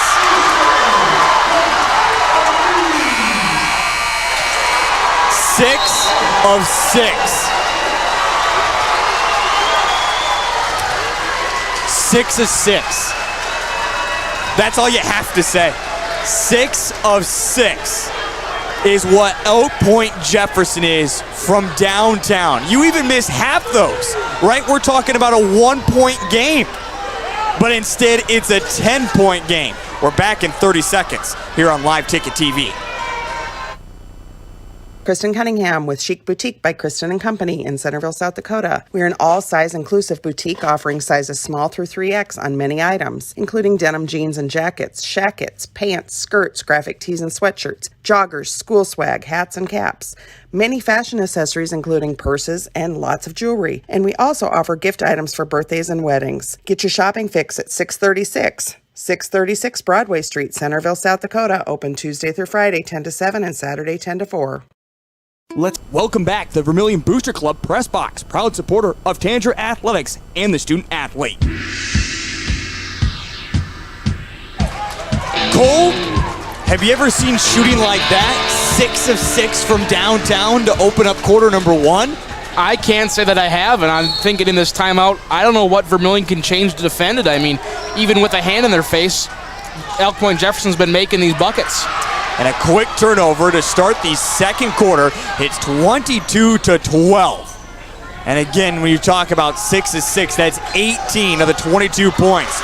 And they really haven't had space to work it inside as Vermillion forces the turnover, as that's what the Huskies try to do. So they're winning the size battle, if you will. That's about been the only positive of this first quarter so far. And again, eventually, you have to start missing. Robinson goes up through contact, nothing called this time. 7:20, second quarter. Merkley was the one that led that charge. He hit 3 threes. He has already double digits, 11 points in the ball game. He came out and now has a taped wrist on his left hand. We'll pay attention a little bit to that as it's back with Merkley. Work it over to Schmitz. Schmitz, as they get it to Easton Kemp. Back to Merkley. Merkley, the drive in, puts up his shot. Can't get the go. Fight for the offensive rebound. And it was between Chase and Merkley. And Chase gets it for his first points of the ball game. And it's up to a 12-point lead, 24-12. Carter Skogsberg in the lane, goes up with the right-hand shot, gets it to go. And Cole, even with trailing by 10, you would still say Vermillion's within this ball game. Like last time, they were dead in the water. Like you were scared. But this time, it still feels like they have momentum yet. Well, like I kind of said, it was a little like deja vu, and we're going to get a 30-second timeout called. A little deja vu almost. Elk Point Jefferson comes out really hot. Then later in that game, they started to cool off, and Vermillion was able to claw back. It will be Coach Otkin who uses the 30-second timeout. Tonight's broadcast is brought to you by First Bank and Trust. Enjoy the convenience of digital banking from anywhere, including fast and secure mobile and online options. Even with other financial institutions, banking has never been easier than with First Bank and Trust. Don't forget, fans, we have baseball that is coming up along with softball and track. That's all in less than a month's time. If the weather cooperates, of course, you can catch all the action right here on Vermillion Tanagers Live and Live Ticket TV. We're looking forward to an exciting spring and summer seasons. As they would say, the sports never stop. Elk Point Jefferson Huskies will get it on the inbound, leading it by 10. It's Fournier who has it on the wing. Bounce pass as they get it to the top with now Scarman. Inside to Schmitz. Kemp, they're trying to get him cut off the space. The Huskies, 6 of 6 if you're just tuning in from downtown so far here in the ball game. Step back, Merkley off the mark, puts an O-board up. The shot was just in time by Kemp. And another O-board for the Elk Point Jefferson Huskies. And now starting to see the size take advantage here in the ball game. Robinson, Hansen to his brother Carter. Carter, no space, out to Trey. Trey will shoot the three. This one is off the iron, and it's rebounded by Kemp. Speaking of Easton, he has it. Works it over to the wing with Schmitz. Schmitz will now shoot the three. This one off the heel of the iron. The first missed three of the ball game, and Schmitz lost it for a moment. Hard bounce pass to Jacob Scarman. They try to get it back, and it's going to be contact as young Skogsberg loses his beating. Again, Vermillion hasn't gone to their bench yet in this ball game. They really haven't been able to either. Again, Wyatt Gestrine is out with a knee injury and is not able to come back for the rest of this season. The foul, by the way, was called on Schmitz, which will be his third personal now. So he's going to have to come out of the ball game. Vermillion trailing by 12. Robinson will shoot the three. This one in and out. Another rebound by the Huskies. Vermillion just aren't getting the second opportunities. Fournier underneath the hoop. Kick it all the way back to the top with Kemp. Now over to Merkley. Merkley on the wing with Fournier. Fournier bounce pass inside. It was knocked away there by Skogsberg, but the Huskies collect once again. Another three-pointer. Good. It's Easton Kemp, his third three of the ball game. He now has double figures with 11 points. 29-14. Hansen, the floater, gets it to go. 29-16, 4:30 second quarter. Evan Fournier inside to Merkley. Merkley had his shot look like partially blocked from behind, but they call a foul. Will it go against Carter Skogsberg? No, they say instead on Bryson Skogsberg, who'll pick up his first personal and the third team foul. Free throw for Merkley is good, and with that, he now has 12 points in the ball game. It's the first free throws as well for the Elk Point Jefferson Huskies as Merkley hits them both. He's got 13, 31-16, 15-point lead, the biggest lead for the Huskies. Over to young Skogsberg, trying to make his move in the lane. Last second toss to his brother. Oh, Karsha just went straight up the glass. They try to go quick transition the opposite way. Couple guys fall down to the ground. It goes out of bounds. They say last touch by Jacob Scarman, but give a lot of credit to the quarterback, Robinson. You can't just do that against him. The guy is going to go play football somewhere. The question is where? You should check out his Twitter sometime. It's lit up with offers or at least camps from everywhere. The senior will make his decision coming up in the next few months. Carter Hansen at the elbow, out to his brother Trey. He'll shoot the three. This one off the heel. It's going to be a foul against Carter Skogsberg. Oh, questionable call there. Carter Skogsberg will pick up now his second personal. The only reason I call that questionable is that not only did he get ball with that, but really no one for the Huskies was chasing after it. They were just kind of letting it fall down. 31-16, 3:31, second quarter.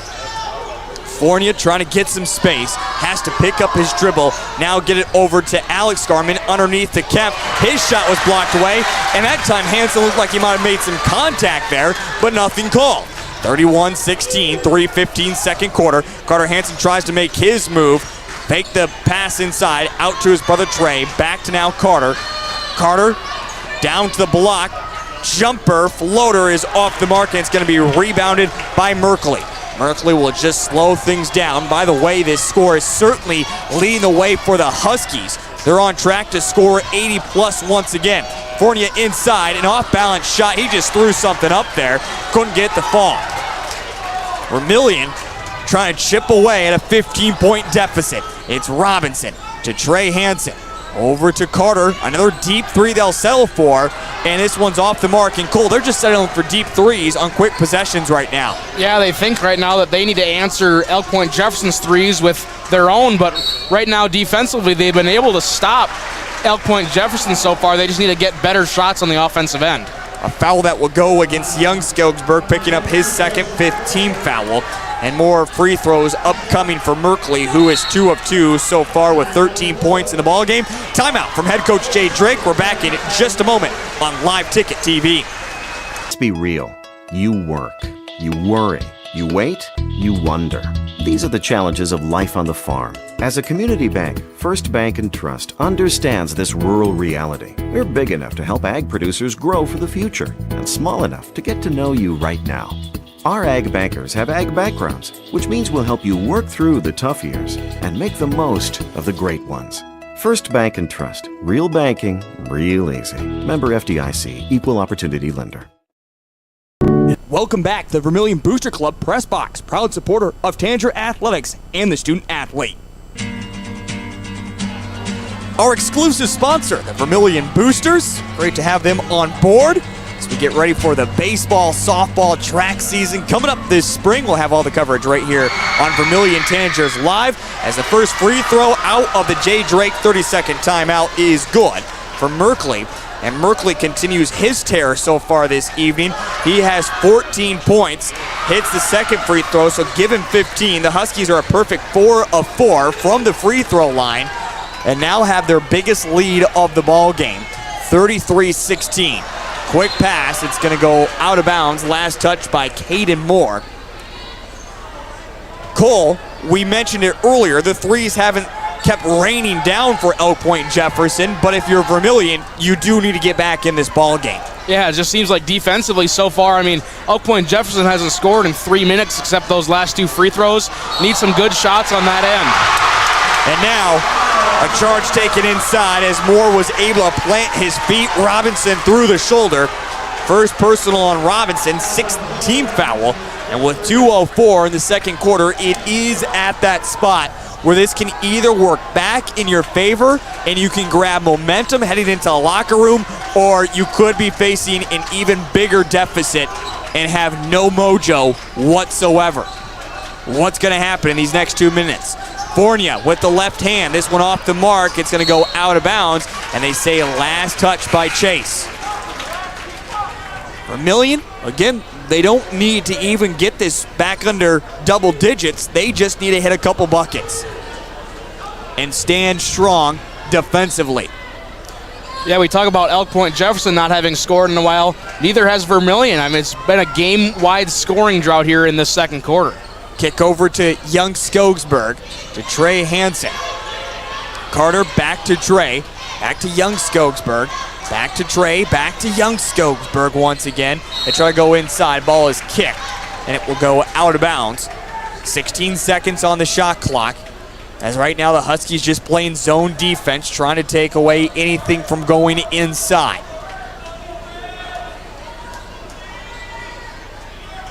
Trey Hansen inbounds it to Bryson.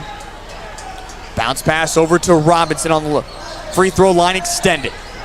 Pick up the dribble, give it back to Trey Hansen with 6 seconds. They swing it over to the near side, three-pointer. This one off the mark, and it's going to be rebounded by Kemp. Kemp will get it into the front court, the pass to Alex Scarman. Back to Kemp, and pushing and shoving as Chase was trying to get bodied up against Carter Skogsberg, and he just threw his arms out, trying to get Carter Skogsberg off of him. And Chase will pick up his first personal and 5th team foul, and it will give it back to Vermillion Tanager. So again, hold defensively, but they came up dry on their last possession, under a minute. And even no buckets still plays in the favor of the Huskies here in this final 2 minutes. Robinson, the drive in the lane. Double team, goes up with a tough shot. Can't get it over the trees. Merkley, long baseline, bounce pass inside, is knocked away by Robinson. Again, Vermillion continues to hold defensively, but the offense just isn't moving. And right now, this does have that feel more and more like the last time these two teams met up. Maybe we won't get to 80, but certainly Vermillion can't find their offense. Trey Hansen gets a screen from Carter Skogsberg. Hansen kicks over to Robinson. Robinson, the drive, misses his shot. Merkley has time, and now a foul by Young Skogsberg. He will pick up his 3rd personal, but more importantly, it will give bonus to Elk Point Jefferson and Merkley, who's a perfect 4 of 4 from the free throw line in this second quarter. More opportunities to extend this lead. Garrett Merkley has 15 points in the ball game. The first free throw is good on the 1-and-1. 34-16. Second free throw. This one's off the mark. Trey Hansen will have one more opportunity. The half-court heave is off the mark. On January 17th, we went into halftime 38-16. Only 4 points are a difference right now at the moment for what Elk Point Jefferson did, you could say, offensively. By the way, for Elk Point Jefferson in that first half, last time these two teams met up, 5 of 13 from the three-point land. They're well above 50% as they are 6 of 9 here in the ball game. A lot to sort out, a lot of talking, but Vermillion again finds themselves in the same hole they did a month and a half ago. What can get sorted out? We're back with our first half statistics, and we'll catch up with Cole Larsh to get his perspective on the talks happening in the halftime locker room. That's on the way next here on Vermillion Tanagers Live and Live Ticket TV. In times like these, it's good to know there's a place where people know who you are, no matter how long you've been gone. A place where the smells of home cooking are still in the air, where a simple wave warms your heart, and sharing stories is just a way of life. It's good to be home. Agraria Insurance Company, protecting what's important in life. contact your local Agraria Insurance Company agent. Limestone canyons, flowing waterfalls, and pristine beauty make Spearfish a sanctuary for those seeking the ultimate escape. Outdoor enthusiasts will find top-notch sport climbing, mountain biking, and UTV OHV trails. Guests are steps away from peaceful hiking trails and tranquil streams. Relax and rehash your day's adventure at one of our award-winning local breweries. Finding rest is an important part of any adventure. Lodging in Spearfish comes with a variety of choices, from cabins, B&Bs, and campgrounds to the comforts of your popular brand-name hotels. To find your unique adventure in Spearfish, go to visitspearfish.com now. If you are self-motivated, accountable, and eager to learn new skills, we'd love to talk to you about a rock star career. Masaba in Vermillion is hiring full and part-time manufacturing positions for the rock industry. Masaba provides comprehensive training in a clean, safe, and state-of-the-art facility. Masaba offers competitive wages, a fun and interesting work environment and culture. Join our team of rock stars. Visit masabainc.com to learn more. At Northern State University, your future starts with an affordable education that's personalized for you. Experience hands-on learning guided by world-class supportive faculty. You'll also enjoy a full campus life with opportunities to choose from numerous student activities and events, all in a safe, welcoming community. At Northern, you'll find a college that's right for you, a place to belong. Your future starts here. Unleash your potential at Northern. The innocence of youth. Is there anything any better? But soon they'll be in high school and facing all the same challenges you faced. How to make friends, how to fit in, how to be cool. We want our children to have everything they'll need to live fulfilling and productive lives. Make sure the kids in your family are among the more than 57,000 participants here in South Dakota who take part in high school sports or activities. Welcome back to the Vermillion Booster Club Press Box, proud supporter of Tanager Athletics and the student athlete.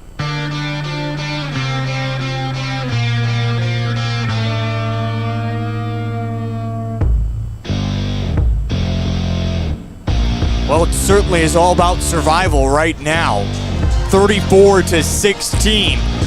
Three-pointers are the name of the game as well for the Elk Point Jefferson Huskies. Welcome back to halftime as we take a look at our first half statistics. A lot of good things going well, but a lot of this game has that really same feel, if you will. The last time these two teams met up, Cole Larsh, what are our first half statistics? What do we see in this ball game that has worked so well for Elk Point Jefferson? Well, really, it's been their offensive performance and then the way they've been able to just basically rebound the basketball after Vermillion misses. I mean, we'll see that discrepancy once I get into these stats here. First, we'll start for Vermillion, 16 points in that first half. They were led by Trey Hansen, who had 6. He did not score in the second quarter. Carter Hansen finished with 5, including 3 in the first and 2 in the second. Zone Robinson had 3. Carter Skogsberg had 2 and 4 rebounds. And then Bryson Skogsberg did not score but had a rebound and an assist to his name. Vermillion scores 12 in that first, just 4 points in the second quarter. In fact, they did not score in the last 5 minutes of the second quarter. No points on the board for the Tanagers in 5 minutes. Then the opposite side, the Elk Point Jefferson Huskies scored 34 points, led far and away by Garrett Merkley. He had 16 points, 4 rebounds, and an assist. Then Easton Kemp, he had 11 points and 6 rebounds as well. Jacob Scarman had 5 points. Chase Fournier had 2 points and 5 rebounds. And I get to that rebounding discrepancy. Vermillion, again, these rebounding stats are pretty unofficial, but I've got Vermillion right now for 6 rebounds. And just Easton Kemp alone has out-rebounded Vermillion. He also has 6. As a team, Elk Point Jefferson almost in the 20 rebound category. That's how bad they are out-rebounding Vermillion in that first half. EPJ scores 22 in the first and just 8 points in the second quarter. In fact, Elk Point Jefferson did not have a field goal in the last 5 minutes of play, but they had 4 free throws to tally up their score. So we have not seen a field goal go in that orange rim in 5 minutes. That's going to be a big talking point here in the second half for both squads, how they can respond after this really slow start, especially for the Vermillion Tanagers. Well, let's ask that question, Cole. What is rebounding from this first half? Yes, the three-pointers, you have a feeling, aren't going to settle down, but neither did Vermillion's offense get going in that second quarter. They're playing zone defense. Elk Point Jefferson is. What does Vermillion need to find its way through in that defense? Well, when they've been playing the zone, they're just putting their biggest guys and putting them down low. I mean, that's what every logical team would do. Get your biggest players and put them down low. But when they've been switching to man every once in a while, Carter Skogsberg is trying to run a little pick and roll type action, and then he gets a mismatch underneath and he doesn't get the ball. If you're Carter Skogsberg right now, especially in halftime, you got to tell your teammates, hey, I've got a mismatch. I mean, it might not be much of a mismatch, but it's finally he's got the size advantage in some of these matchups, and he's not getting the ball. So you need to get the ball to him, and then overall, you can't just be one shot and done, because that's where Elk Point Jefferson's going to kill you, especially when they did in that first quarter where Vermillion would put up a shot, just go back to the other end, and Elk Point Jefferson would chuck up a three, and it would go in. So it can't be one shot and done. You need to get the ball down low when Skogsberg has the opportunity, and eventually Vermillion's going to start making shots. I mean, defensively, for Elk Point Jefferson, they've been letting them shoot because they haven't been making them very much. But then on the other end, Vermillion's been letting them shoot too, and they haven't been making it. So I expect Vermillion try to get it down low when Skogsberg finally has an advantage. And eventually, you like to say it, law of averages, they're going to start making shots. Quick look at our playoff picture right now. We just look at the Region 4A at halftime. Dakota Valley leads over T area 34-31. So a close one there in Region 4A. Over in Region 3 with more DAC 12 teams, Sioux Falls Christian has finally pulled away. They're going to punch their ticket onto the SODAC 16. They're going to beat West Central. With 2 minutes remaining in the ball game there, it's 66-43. So a quick little look at just two regions that host a lot of DAC 12 teams. Tonight's broadcast is brought to you by Masaba. At Masaba, people are valued as much as performance and ethics are a way of life. Join their talented team and apply today at Masaba.com. Don't forget, tonight's broadcast is brought to you by Live Ticket TV. And if you'd like to advertise with us today, you can get a hold of me and we can get you set up on the right marketing campaign and get you set up as well for what we have coming up this spring and summer. Baseball, softball, and track and field, all right here on Vermillion Tanagers Live and Live Ticket TV. Don't forget to subscribe to YouTube as well, as we look forward to bringing you all the action. First time that Vermillion baseball has ever been covered, softball and track, throughout their seasons. And we look forward to bringing it all to you right here at Live Ticket TV. We also want to give a shout out to our Vermillion Boosters, special sponsor of the night, Bunyan's. Bunyan's, home of the Bomber. Great food, great times, and great people. Whether you're heading to a game or it's a post-game celebration, it's always a great time at Bunyan's, and always proud to support the players in red and white. Go Tanagers. We thank Bunyan's as well for all their support of the Vermillion Boosters. We'll get to our starting five for both teams here in just a moment as we're underway. Working it underneath, Easton Kemp gets it to go. Perfect way for the Elk Point Jefferson Huskies to start, as Kemp now has 13 points in the ball game. Vermillion out with their original starting five. In fact, we have not seen a bench player yet. Skogsbergs, the Hansons, and Robinson. Fournier, Schmitz, Merkley, Jacob Scarman, and also Easton Kemp out there for the Huskies. The first possession comes up empty for Vermillion. It's already up to a 20-point lead, 36-16. 7:23, third quarter. And Cole, you really can't let this one get away any more than where it's at right now. Yeah, especially when you're going to start flirting with that 30-point running clock rule. And basically once that clock runs, it's almost done for. I mean, there's no way he can come back from 30 points in about 12 minutes when the clock's running. And last time we saw Vermillion outscore EPJ in the second half last time these two teams met up. But even Coach Drake said, hey, they took their foot off the gas. They just kind of went through the motions in that second half. They're not going to do this trying to get to the Sodak 16. Elk Point Jefferson is trying to make a statement of their own. Off the glass and good for two. Trey Hansen, his first point since the first quarter. He leads the Tanagers with 8 points in the ball game. 36-18. Inside, bounce pass back out to Chase. To Easton Kemp. Kemp just holding on to it. Back over to Chase Fournier. Bounce pass inside to Jacob Scarman at the block. Almost lost it. Back out now to Schmitz. Schmitz over to Kemp. Kemp, step backs, try to make his move. Now will shoot the three. This one is off the mark. That was well off the mark when he hit some big threes in that first quarter. Robinson is going to attack. Down to the block, has to pick up the dribble. Carter Hansen there to bail him out. Hansen didn't really score much, only 5 points in that first half. Robinson up with his shot, but it's going to be partially blocked, but Trey underneath. He can't finish, though. Trying to fight for it back. It's 3-on-1. Uh-oh, the Tanagers at a different disadvantage. The Skogsbergs back defensively, but Merkley hits another three. Garrett Merkley, his 4th-3 of the ball game. 19 points for him. Carter Skogsberg inside. Up with the shot, misses. 39-18, 5:30 third quarter. It's Merkley, bounce pass as they work it into the corner. Now with Chase Fournier. Chase to the corner, Merkley, another three-pointer. This one off the mark. Trey Hansen across the EPJ logo. To Robinson. Robinson just holding on to it. Now trying to make some move. Man-to-man defense starting to see on that perimeter. Down underneath to Skogsberg. He gets free but misses his shot. He wanted a foul call, not going to get it. Merkley quickly the opposite way, goes up. Contact the opposite way. Skogsberg will get called for the foul. Bryson has now picked up his 4th. He's going to have to come out of the ball game.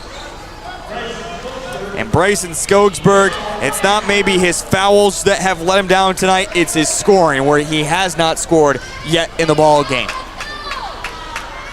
Free throw is up and good. As Garrett Merkley has shot all the free throws,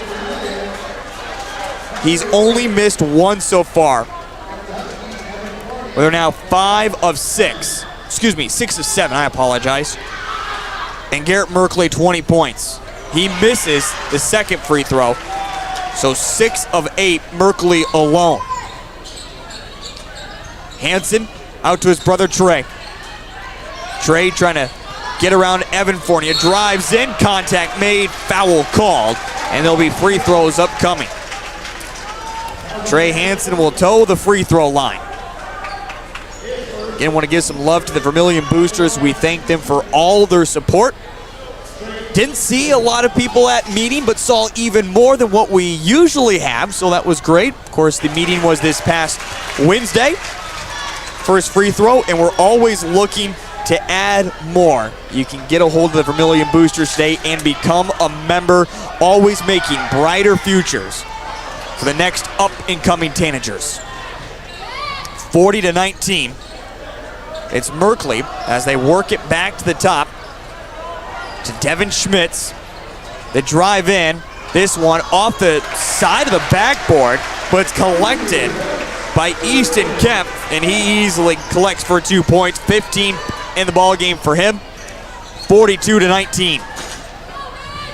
Down inside now with Carter Skogsberg. Carter tries to go up. His shot blocked away by Evan Fournier. Schmitz quickly across the timeline. They work it over to Merkley. Back out now with Merkley, just holding on to it. Merkley will make his move off the glass and good for 2. Garrett Merkley, 22 points in the ball game. A timeout from head coach Jay Drake. We'll step aside. We're back in just a moment here on Live Ticket TV. If you are pregnant or planning ahead, you and your baby deserve a healthy start. We offer a wide range of services such as advocacy, health screenings and education, care coordination and car seat safety, participant empowerment, referral services, and fatherhood support. To learn more about Great Plains Healthy Start, visit greatplainstravelhealth.org. or call one of our 5 service areas today. Brought to you by Great Plains Healthy Start, so that the people may live. Farmers know crop insurance is essential for managing risk. It's also valuable for maximizing revenue. The crop insurance officers at Farm Credit Services of America have proprietary tools and expertise to deliver the personalized crop and revenue protection you need for the peace of mind you want. Nobody delivers crop insurance like this. Discover the difference by calling 800-884-FARM. Agriculture works here. Welcome back to the Vermillion Booster Club Press Box, proud supporter of Tanager Athletics and the student athlete. Back into action here as we hear from our exclusive sponsor, which is the Vermillion Boosters, and a quick whistle that will go against Robinson. 44-19, 3:40, third quarter. Again, we saw the last time these two teams met up, three-pointer from Schmitz, rattles it in. Elk Point and Jefferson, as I was going to say, let up on the gas the last time these two teams played. Tonight, they're going to make a statement.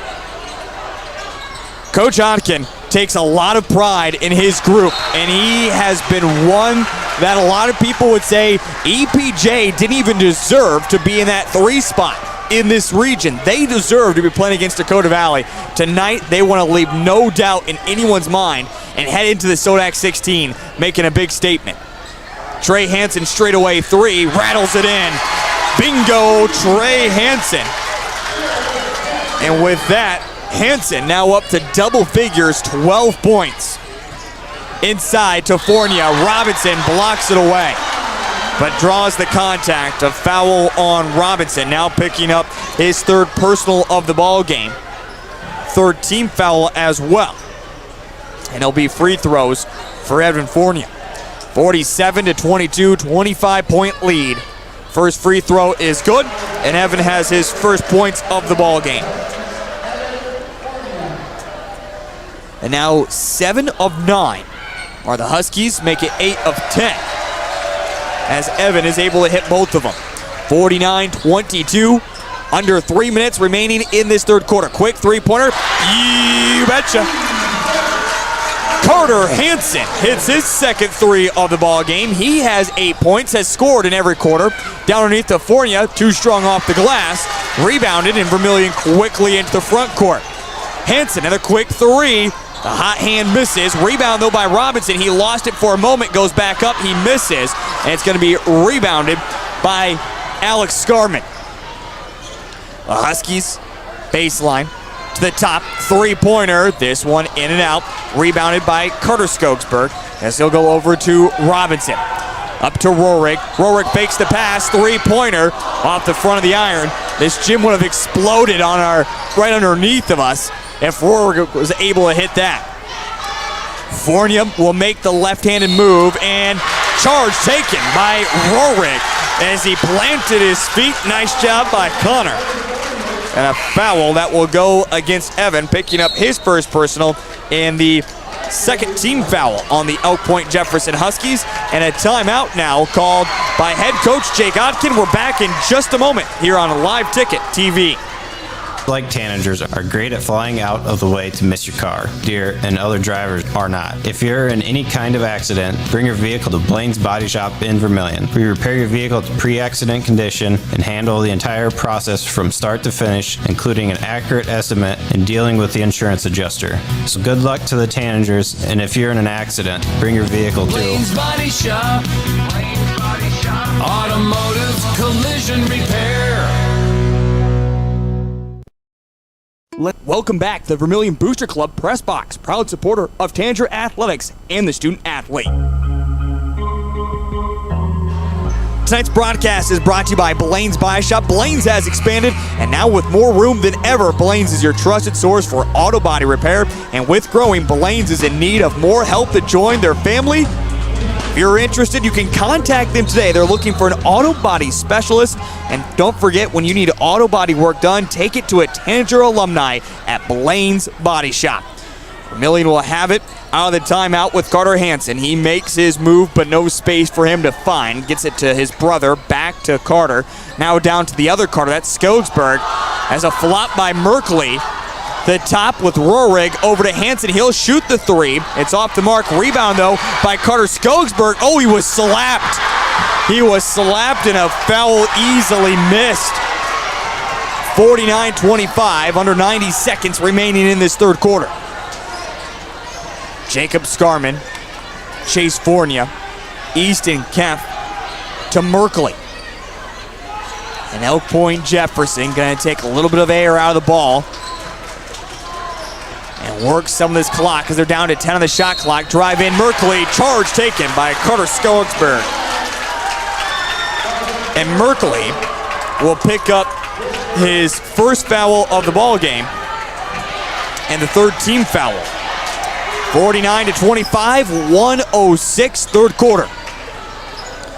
Hand off to Carter Hansen. Hansen over to Trey. Trey down underneath to Skogsberg. Back to Trey. Three-pointer off the heel of the iron. Rebounded by Kempf as he was falling down. They quickly get the uplit pass up to Levi Miller. Now Merkley inside. They want to go to Fournier. Locked away, though, by Hansen, who is playing the hand defense underneath the hoop. Trey out to his brother. Back to Trey. To Rohrig. Rohrig out to Trey Hansen, who will shoot the quick three. This one is off the mark. Rebounded by Easton Kempf. Across the timeline. Easton Kempf now double-double, 15 points, 11 rebounds for him in the ball game. Wow. And now pass stolen away by Robinson. Robinson up against Miller. Contact made. And it will be free throws upcoming for Robinson. He won the bucket, though. 13.7 remaining in this third quarter, 49-25. Quick score update in the other game that is going on. Last time checked, it was 34-31 at halftime. Dakota Valley leading it over T-Area. Free throw is rattled through for Robinson, who has 4 points in the ball game, all coming from the charity stripe. He has not hit a field goal yet this evening. Second free throw, this one is good, and we're just now getting a score update. It's 53-39, Dakota Valley on top of T-Area as the Panthers are starting to pull away there. Pass deflected, Trey Hansen, still Hansen with 4 seconds, down to his brother Carter. Carter lets the defenders jump but throws it off the bottom of the iron. They're gonna say that a player stepped out of bounds and it will be a simple inbound. And the reason they're going to let this play out is because it's still Vermillion basketball. So they're going to say 0.5 on the clock. So one referee just blew it dead. One referee saying 0.5 on the clock. And there's still discussion going on. Head coach Jay Drake is having his troops come out, which makes it look like they're hassling their refs, but they're just saying this is where we come out to. They're all in it together. Yeah, one official said there was still time remaining, and the other one said, no, it is the end. And I believe another one signaled almost looked like a timeout, or he made a motion towards Elk Point Jefferson. In the end, it is the end of quarter number 3. 49-27 as we head to the fourth quarter. Cole, have fun. Absolutely. I mean, you look at this ball game so far, and I don't think it's been really the definition of fun for the Vermillion Tanagers, but they just put up 11 points on the board for the first time since, early in that first quarter. I mean, they only scored 4 in the second, so it's good to see them finally get something going, but defensively, it just seems like they can't stop the Huskies right now, so especially for these seniors out in the court, just go out, play hard, have fun. You got to play like it's the last 8 minutes of your high school career. And for a couple, actually for 3 for the Vermillion Tanagers, that's exactly what it is, including one that will not play tonight with a knee injury. Speaking of the only senior out there right now, Carter Skogsberg goes up tough, is able to get his shot to go. Carter Skogsberg just 4 points here in the ball game. 49-29. It's with the Huskies. Garrett Merkley has it. Bounce pass to Chase, back out to Merkley, and again the Huskies are going to take some air out of the ball and just work this shot clock and work the game clock inside. It was almost a turnover. Kempf gets it back. Contact was made on his right arm, and free throws upcoming. Tonight's broadcast is brought to you by Great Plains Tribal Health. The Great Plains Tribal Health Board is committed to improving health outcomes in Indian country through public health education, direct care, and support. They provide tribal nations and tribal citizens the tools they need to improve the lives of the people. First free throw is off the mark for Kemp. Another free throw upcoming as he'll get 2 here. Second free throw is up, and this one is good. So for Easton Kemp here in the ball game, he's got 16 points and 12 boards, Cole? Yes. Trey Hansen thought about shooting the 3. Will drive in, put the floater. No, can't get it to go. It's tipped back out to Carter Hansen. Over to Robinson. He'll shoot the 3. The young man has not been able to hit a field goal here tonight. Quickly the opposite way. Scarman off the glass. Can't hit his shot. It's going to be saved by Robinson. It'll be Carter Hansen who will bring it into the front court himself. And just straight away 3. Good! Carter Hansen, 3 threes in the ball game. And with that, he hits double figures with 11 points. And now a throwaway. And Merkley will just run it out and go out of bounds with it. Are you excited about Trey and Carter playing together for another couple of years? Absolutely. I mean, I think back to sibling duos that I've watched over the years. It just seems like they have to state the obvious, they have an added level of chemistry between the two, so they could almost play mind games because they know where the other one's going. Another 3. This one is just off the rim.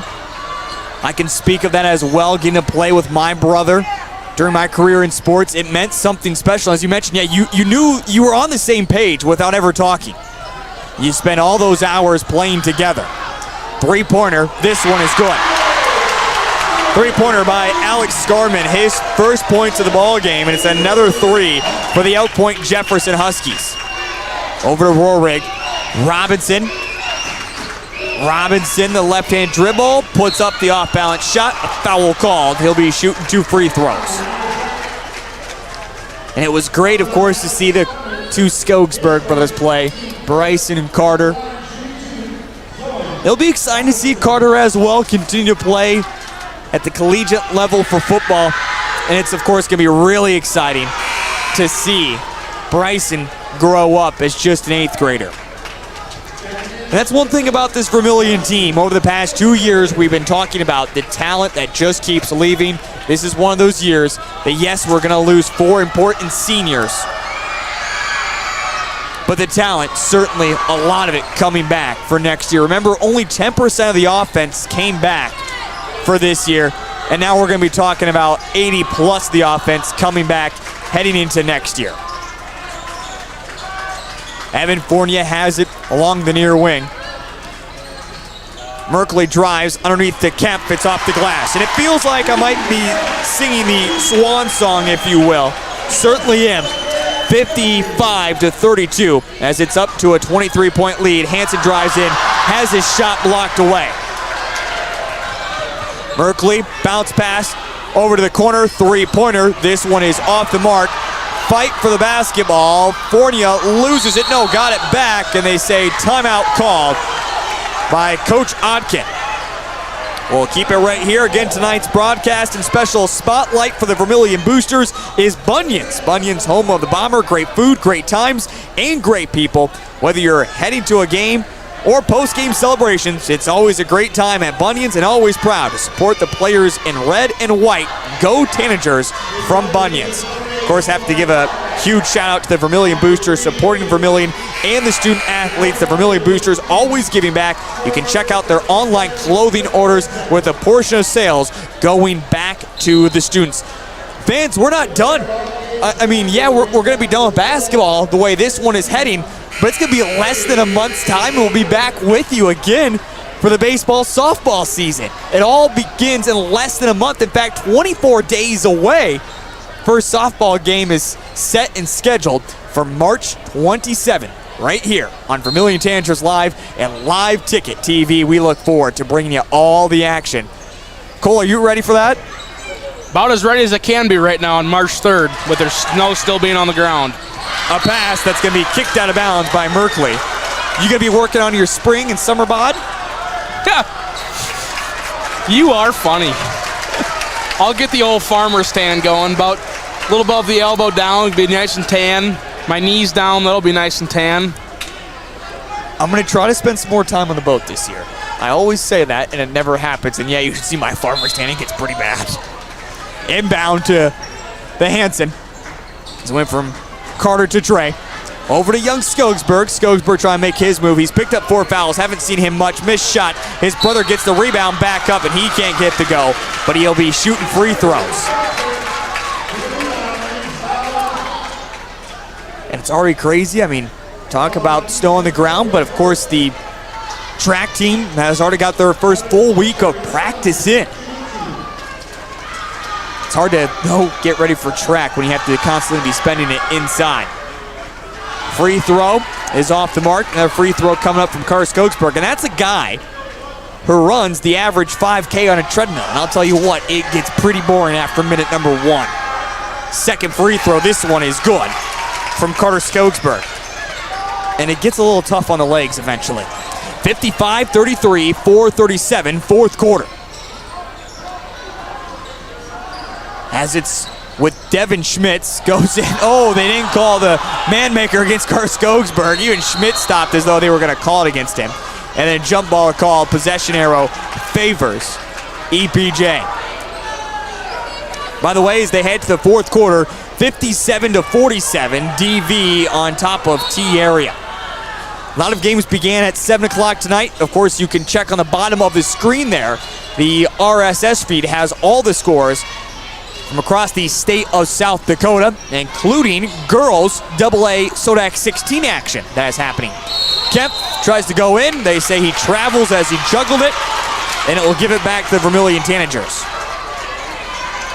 A play card from Jay Drake, showing some wear and tear. It's going into the official.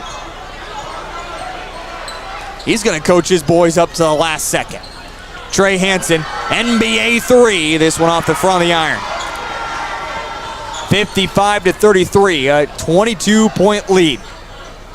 Over to Merkley. Merkley the drive, and the shot is off the glass. Again, Garrett Merkley, the last time these two teams played, had just 2 points. He's got 24 tonight. Carter Hansen, dribble in between the legs. Carter Hansen still picks up the dribble over to Robinson. Robinson to young Skogsberg, over to Trey Hansen, to Carter, to old Skogsberg, back to Carter. You betcha. Carter Hansen, his 4-3 of the ball game. He's got 14, 57-36. Evan Fournier, contact underneath. You bet. If you're gonna foul, make it worth something, especially as a senior. Carter Skogsberg will pick up his third personal, 5th team. He's got 2 more to give. Might as well use them. Absolutely. Might as well use them. Merkley's going to come out. You believe this will be the end of the night for Merkley. Garrett Merkley is going to finish with 24 points in the ball game. Devin Schmitz also checks out. He'll finish with 3 this evening. 57-36, 3:04 remaining in the ball game. Missed shot. Rebounded by the Tanagers. Trey Hansen. Carter shooting another 3. Nope, he won't do it. Gets to his brother. Over to Robinson. You betcha. Shoot the 3, Robinson. This one off the front of the iron, though.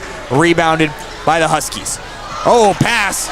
Goes off the knee of Hansen. He'll drive in. Oh, trying to go reverse layup. Was trying to avoid the contact. And then a rebounding foul that will go against Evan Fournier. Trey and Carter were both just sitting on the ground looking at each other. I hope someone got that one on picture. Of course, Dad on his Facebook page has his wall picture as the 2 boys back to back. And now, Tanager fans are getting a little bit more into it, especially the student section. Oh, they did change of color. They were wearing black earlier. And now a timeout called by Jay Drake. All right, the student section was wearing black earlier, and I was confused. And now they're wearing white, so it was a change of color. See a few of the shirts as well, with pictures of head coach Jay Drake on the front of them. I don't know where you get one of those bad boys at, but I'm going to need one of those shirts. CustomInk.com, if I had to guess. You can print just about anything on that website. It's got a quote on the back of it as well. Barstool Vermillion, I don't know where you get that one at, but I need one. And I will wear that thing with pride. 57-36, 2:45, fourth quarter. Cole, no matter the way this one ends, certainly you're going to be proud of this Vermillion boys team. Yeah, not the way you want it to end. But this is a team that has nothing but upside coming back into next year. Right, and you think of what Coach Drake has been saying throughout the entire season, his postgame show, especially as of late. You know, in the regular season, 9-11, nobody in the state, probably nobody in Vermillion thought you're going to be. It is, but like you want to. But there's 67 teams in the state. It's not going to end like they want it to. Only one team gets the championship. So you got to be able to, take all the positive things you can out of this season, especially being the fact that they're almost 500. And something really cool right now, Ethan Kerner is on the court as the free throw is missed. Are we going to redo this here? Because guys weren't even in the correct spot. They just let him shoot the free throw without guys in the correct spot. It will just be 2, and Trey will hit it. So it goes 1 of 2. Trey Hansen with now 13 points in the ball game. I was just texted as well, we can get our hands on a Jay Drake t-shirt. I am just as happy as a June bug on a tick log. Inside, Fournier is able to hit. Evan Fournier has 4 points. What? Ethan Kerner. You want to see Ethan shoot a shot. I'd love to see him get some points in his last game. Three-pointer is off the mark. Rebounded by Merkley. I guess he'll come back in as Coach Odkin has not taken his foot off the gas. Quickly up to Robinson. No, it's stolen away by Merkley. Might have traveled there. And now, reaction, reach and foul. That will go against Trey Hansen. Trey Hansen will pick up his second, 6th team foul. And we're going to see the reserves start to come on for the Vermillion Tanagers. Cerny, Roovers, Doan, and Sorrell all check on. And for the final time, Carter Skogsberg will check off to a round of applause. Hugs all around for the big man. One hell of a career for Carter Skogsberg. For Robinson and the Hansen boys, their seasons will continue next year. Their long careers await them. But for Carter Skogsberg, it is the end. Inside to Kemp. Kemp adds in there 2 points. They do keep Ethan Kerner out there as well for the Vermillion Tanagers. So you have to believe they want to get a little bit more to now Kerner, see if he can't score in his final ball game. Roovers to Cerny. Cerny kicks it back out to Roovers to Doan. Straight away 3. This one is off the mark. Rebounded by the Huskies. And now a timeout as we're going to allow the reserves to come on for the Elk Point Jefferson Huskies. For EPJ, the journey will continue on. The Sodak 16 awaits them. We will not know who they'll play, as games will not be final in time for the official bracket. We can speculate, though, coming up in our post-game show. 61-37 as the final 1:14 tick away of the fourth quarter. As gets controlled with Reed Saylor underneath. Missed shot rebounded by Ethan Kerner as he'll get his name in the stat book. Trillian Sorrell quickly the opposite way. Picks up the dribble, try to get it out to Kerner, but it's going to be tipped, stolen away. Quickly the opposite way off the glass and good for 2. That's Carson Timmons who's able to score, the junior. Cerny over to Sean Doan. Too high of a pass. It's going to be deflected out of bounds. Someone from the student section just threw up the ball. I don't know if he was taking a shot or just having a little fun. Sometimes the officials will get mad, but I think this one you're okay with it. 63-37. As again right now playing a little JV action. Down at the block, pick up dribble, back to the top. Huskies have it. Working this clock. Vermillion will at least get one more possession. The drive, kick back out, three-pointer. This one off the mark. Rebounded by Trillion Sorrell. Sorrell will bring it into the front court. Trillion underneath the Roovers. Roovers almost lost underneath, out to Kerner. Kerner, oh, he had to put up the shot there, misses. It's gonna be rebounded by the Huskies, and they can simply dribble this one out. 63-37 is your final.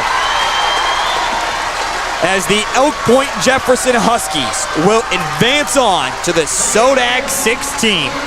The Vermillion Tanagers, after upsetting the Lennox Orioles in the first round of the region playoffs, can't get their offense going in that first half and never really got it into a rhythm much into the second half either. And EPJ able to put away the Tanagers. Vermillion will finish their season overall 10-12. But certainly a lot of excitement heading into next year for this Vermillion boys. Cole, as we mentioned, certainly not the way this one wants to go, but have to be darn proud of this Vermillion boys basketball team. Absolutely. I mean, and then you look at the season, not only are they young, not only do they have a really tough schedule, and you think, 10-12, that's just, and make it to the region semifinals and arguably the toughest region in the state. There's a lot of positives to look for. Obviously, you're going to be disappointed that you lose 4 seniors, but you got to take what you can, build off of it, because this is a really special Vermillion Tanagers team with a lot of upside on the way in the upcoming years. Carter Hansen finishes with 14. Trey Hansen finishes with 13. Shout out to Carter Skougsburg as he finishes with 4 points this evening. We have plenty coming up, including our conversation with head coach Jay Drake as he'll wrap up the season for us. And we'll give you your final game statistics and get you set for the spring and summer seasons. There is plenty coming up on the post-game show. Don't go anywhere here on Live Ticket TV and Vermillion Tanagers Live. Let's be real. You work. You worry. You wait. You wonder. These are the challenges of life on the farm. As a community bank, First Bank & Trust understands this rural reality. We're big enough to help ag producers grow for the future and small enough to get to know you right now. Our ag bankers have ag backgrounds, which means we'll help you work through the tough years and make the most of the great ones. First Bank & Trust. Real banking, real easy. This is what matters. This is beyond X's and O's. This is the difference mutual respect makes. This is what character looks like. This is what defines us in South Dakota. This is sportsmanship. School sports, it's not the outcome that matters most, but the way the games are played. This message presented by the South Dakota High School Activities Association and the South Dakota Interscholastic Athletic Administrators Association.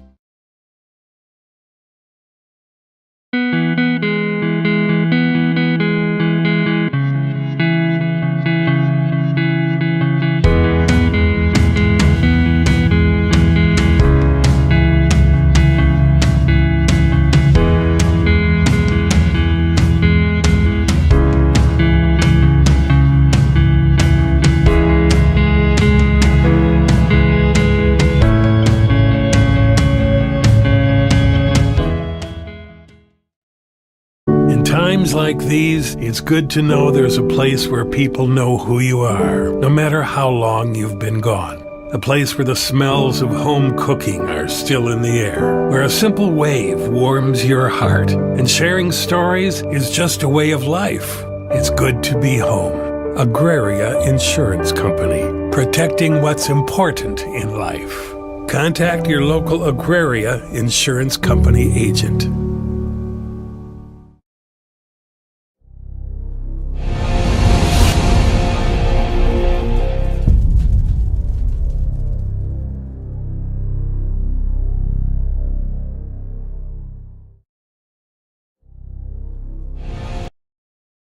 Advertising can be a struggle. Where to spend your money? Are you reaching the right audience? If you are looking for an effective method that reaches a large fan base at once, then here is your spot with Live Ticket TV. With over 65 schools in the state of South Dakota, we can help you find the right market. Plus, you can work with me, Heath, and a portion of all sales made go right back to the school. Get a hold of me today and let's get started in helping build your brand with Live Ticket TV. Welcome back to the Vermillion Booster Club Press Box, proud supporter of Tanager Athletics and the student athlete.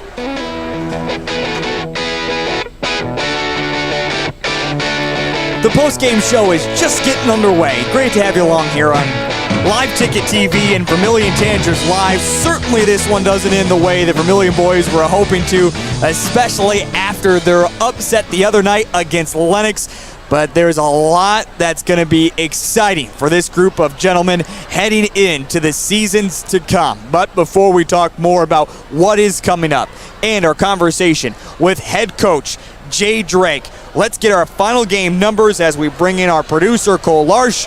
Cole, what do you have for me on this evening? Well,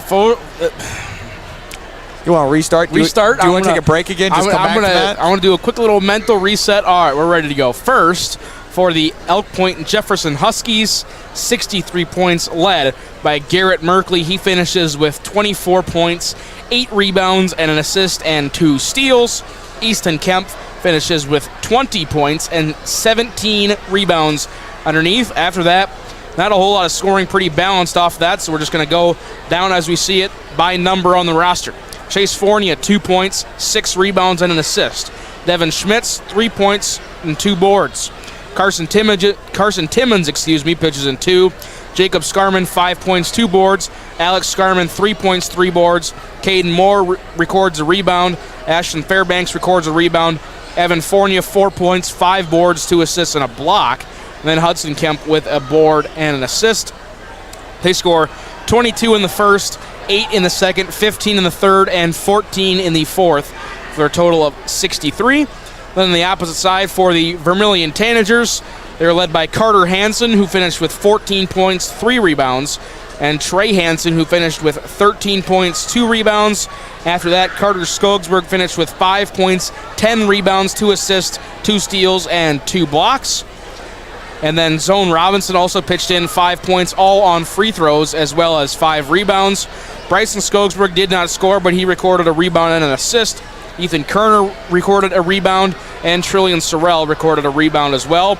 Vermillion, 12 in the first, 4 in the second, 11 in the third, and 10 in the fourth, for a total of 37. Vermillion ends their season 10-12. Elk Point Jefferson moves on to 16-15 with a likely opponent in the Sodak 16. We'll get to that a little bit later, I'd assume. Yes, we will certainly be getting to that here in just a little bit. But breaking down this game a little bit more, Cole, you hate to bring it up, but I mean, when you shoot 6 of 6 to in that quarter, the first quarter, it's really hard to come back if you don't hit threes of your own. We saw in that second quarter, Vermillion was just trying to get threes and answer back quick buckets. It wasn't happening. And kind of from there, it just fell apart. Yeah, I mean, it's very similar to what we saw in the regular season matchup. I mean, Elk Point Jefferson came out hot with their foot on the gas. Vermillion came out slow, couldn't buy a basket. And then the only difference with the regular season and now is Elk Point Jefferson started to cool off a little bit on the shooting, maybe let off the gas pedal a little bit. Now that it's playoff time, they didn't let off the gas at all. It was full steam ahead. They kept shooting, they kept making baskets, and Vermillion just couldn't respond. I mean, they tried everything they can. I mean, they put up a lot of shots. I don't even want to know how many shots they put up and missed.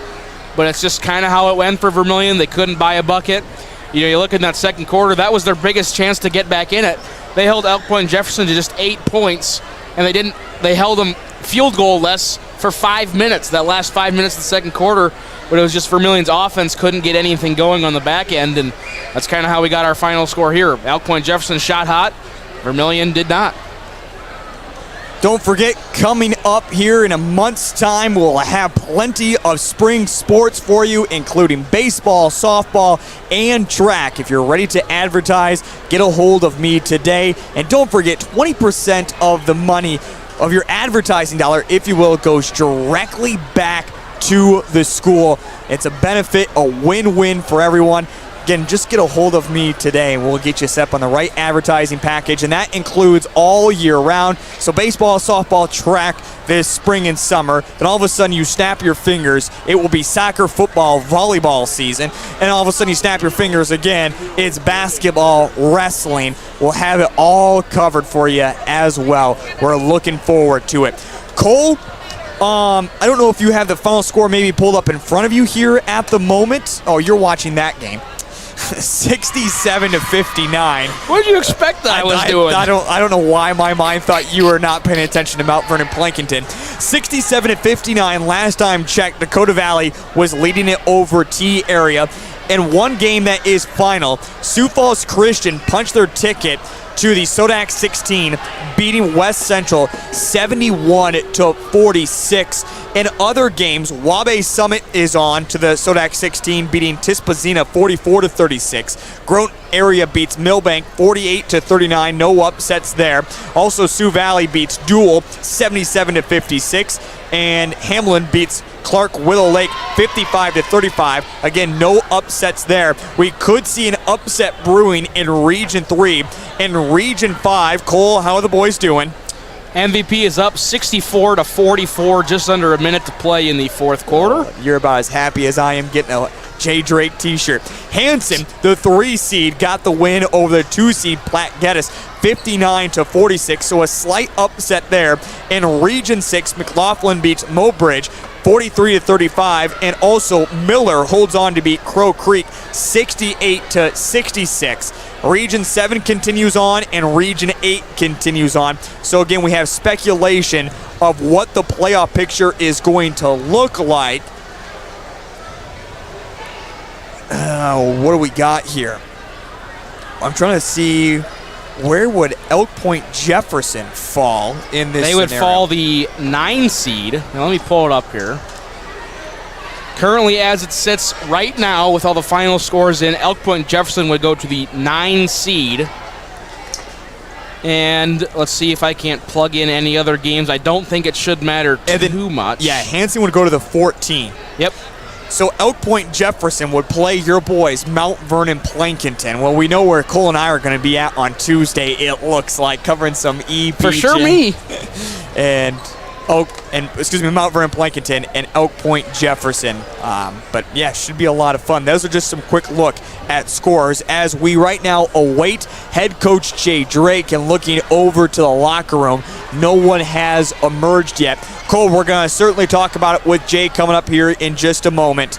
But for these 4 seniors, Carter Skogsberg, Ethan Kerner, Ty Hertz, Wyatt Gestrine, one heck of a group. They've always played second fiddle to the guys in front of them, but they were extremely fun to watch.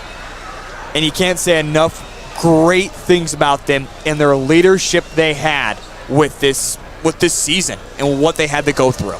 Absolutely, and you think the leadership aspect the most because you look at this team, very, very young team except for those 4, so they've got to step up.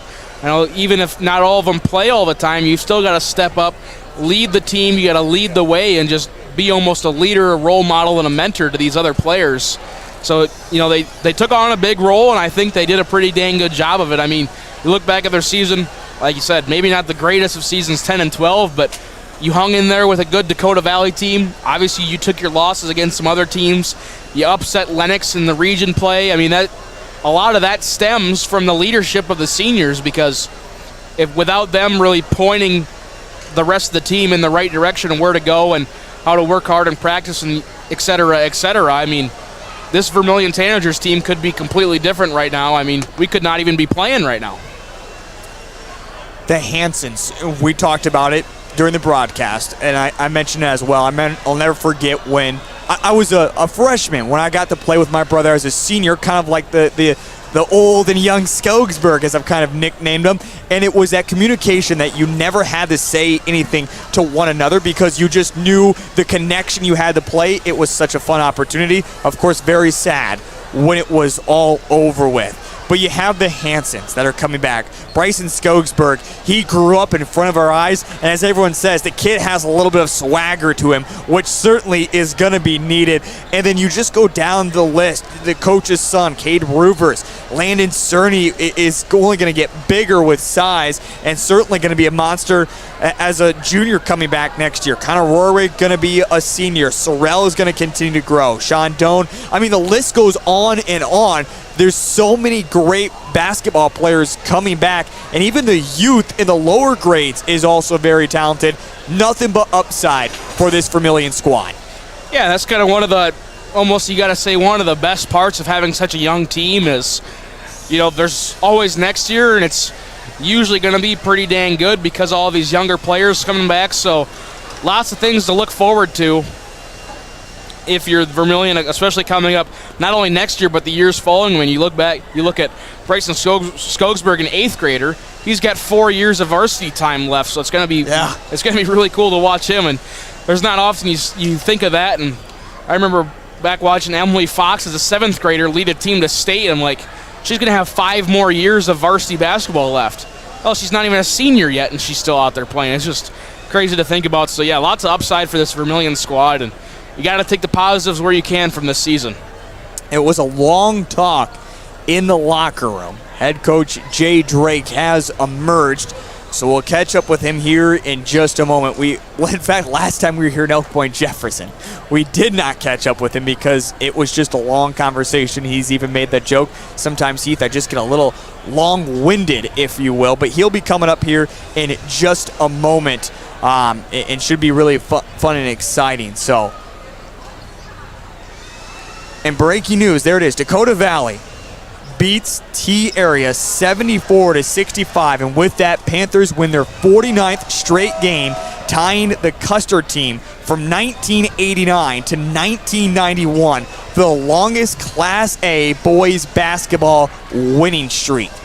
They have a chance, they will break that coming up on Tuesday.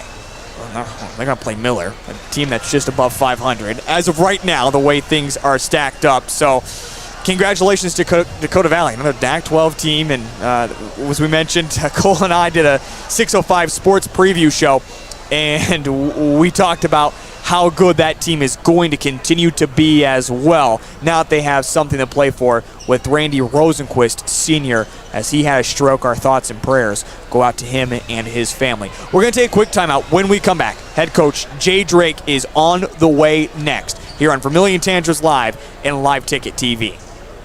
At Northern State University, your future starts with an affordable education that's personalized for you. Experience hands-on learning guided by world-class supportive faculty. You'll also enjoy a full campus life with opportunities to choose from numerous student activities and events, all in a safe, welcoming community. At Northern, you'll find a college that's right for you, a place to belong. Your future starts here. Unleash your potential at Northern. There's no better organization that gives back to the student athletes than the Booster Club. The Vermillion Booster Club is committed to helping all student athletes grow. Join the Tanager faithful today by becoming a member at GoTanagers.com. While you're there, check out Team Apparel for your favorite sports team. Like them on Facebook to stay up to date on all the latest information and sports games. Join the Vermillion Boosters today and go Tanagers! Whether you're pregnant or planning ahead, you and your baby deserve a healthy start. We offer a wide range of services such as advocacy, health screenings and education, care coordination and car seat safety, participant empowerment, referral services, and fatherhood support. To learn more about Great Plains Healthy Start, visit greatplainstravelhealth.org or call one of our 5 service areas today. Brought to you by Great Plains Healthy Start, so that the people may live. Welcome back to the Vermillion Booster Club Press Box, proud supporter of Tanager Athletics and the student athlete. Not for sure if that's a cupcake or what Troy Hansen just handed his mom. I think it's a cupcake that's got a little stick figure of him in the center of the cupcake there. Cole, as we see the players start to emerge more and more from the locker room, there are some smiles on the faces of these younger guys because in the end, we talked about it, a lot to be proud for these guys and what this season has all meant, and I can say it as well. It's been fun. And I'll have to say this, and you said this on the broadcast last night when we were covering some girls basketball, you were not a guy that bought into this DAC-12 hype that, well, it's whatever it is, the DAC-12 this and that. The DAC-12 is for real, and that's how tough it is day in and day out it can be. Yep. I didn't say it exactly like that, but I will admit on the record that I did not believe in this whole DAC-12 hype. You know, I always thought there was 1 year where 6 out of the 9 teams in Region 5A had won more than 15 games on the girls' side. Not that that was really good, but then you look down here in the DAC-12, and oh my goodness, it's almost a completely different ball game down here. So I got to admit, I was a doubter, but not anymore. They always make the running joke, if you want to fix AA, just put the entire DAC-12 into AA and you'll fix it that way. I don't know how things would necessarily go there, but I think that's just a Ryan Deal joke right there. I kind of agree with it. I'm not going to deny it because certainly you would challenge some teams. But again, we await head coach Jay Drake here at the moment. He's down below us with other media sources. So we're awaiting him. We do, since this is the final game, we are going to await head coach Jay Drake, as again, it's been an extended talk in the locker room, and now more and more guys emerge from Carter Skuggsburg, getting hugs and high fives all around, standing with his dad right now. And again, this is going to be an up-and-coming squad that we look forward for years to come as more games go final across the state of South Dakota. Cole, you said one other interesting game when it comes to the regions. We look at Region 3 right now. What are we seeing over there? Well, I just had it. Then my phone is... Okay, here we go. There's under a minute left to go in the second quarter. Madison leads Del Rapids 34-20. In that ball game, I said it in our preview. Madison's going to be a tough beat for Del Rapids, and so far it seems like they're just laying the hammer to them so far. Other interesting scores. Winner is holding on against Lakota Tech right now, 48-46. Also, Hot Springs looks like they're going to upset Rapid City Christian, 73-64 there.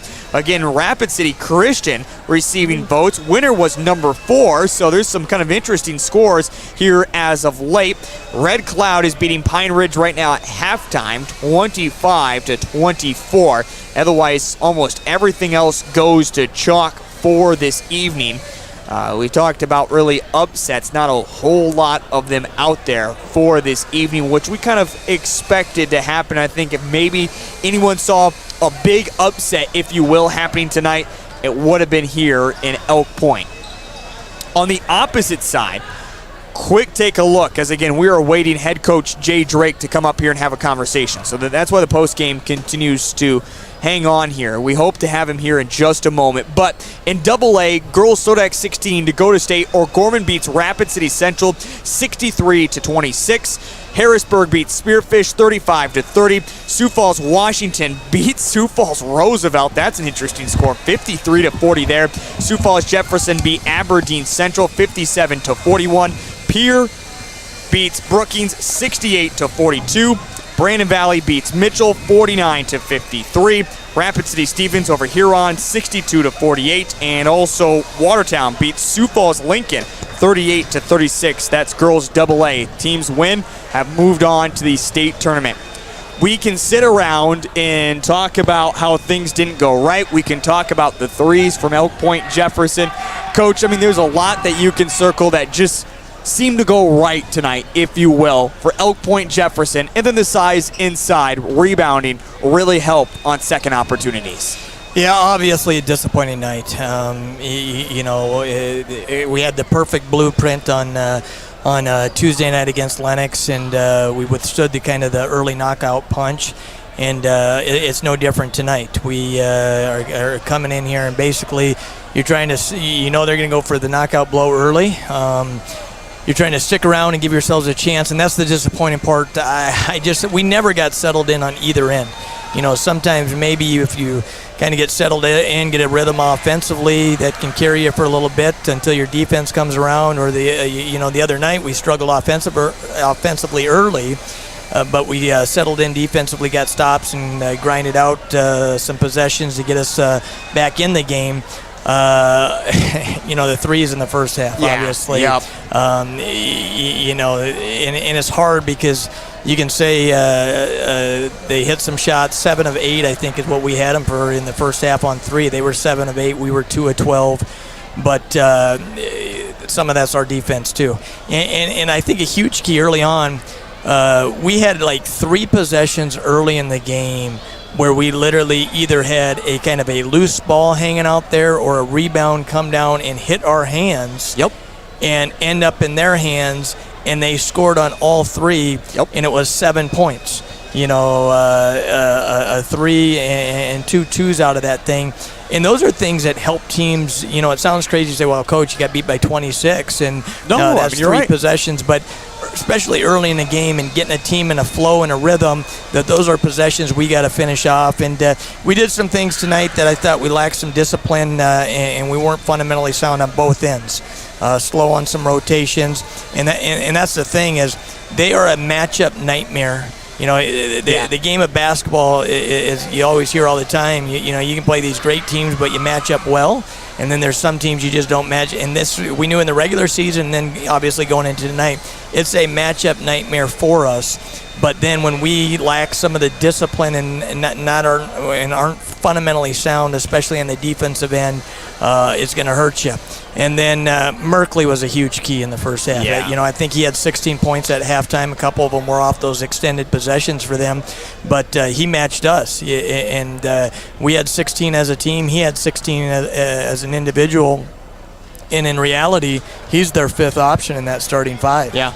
With Kemp, Fournier, Schmitz, and the Scarman kid, he's literally their 5th option, and he's getting 16 first-half points, and that was critical.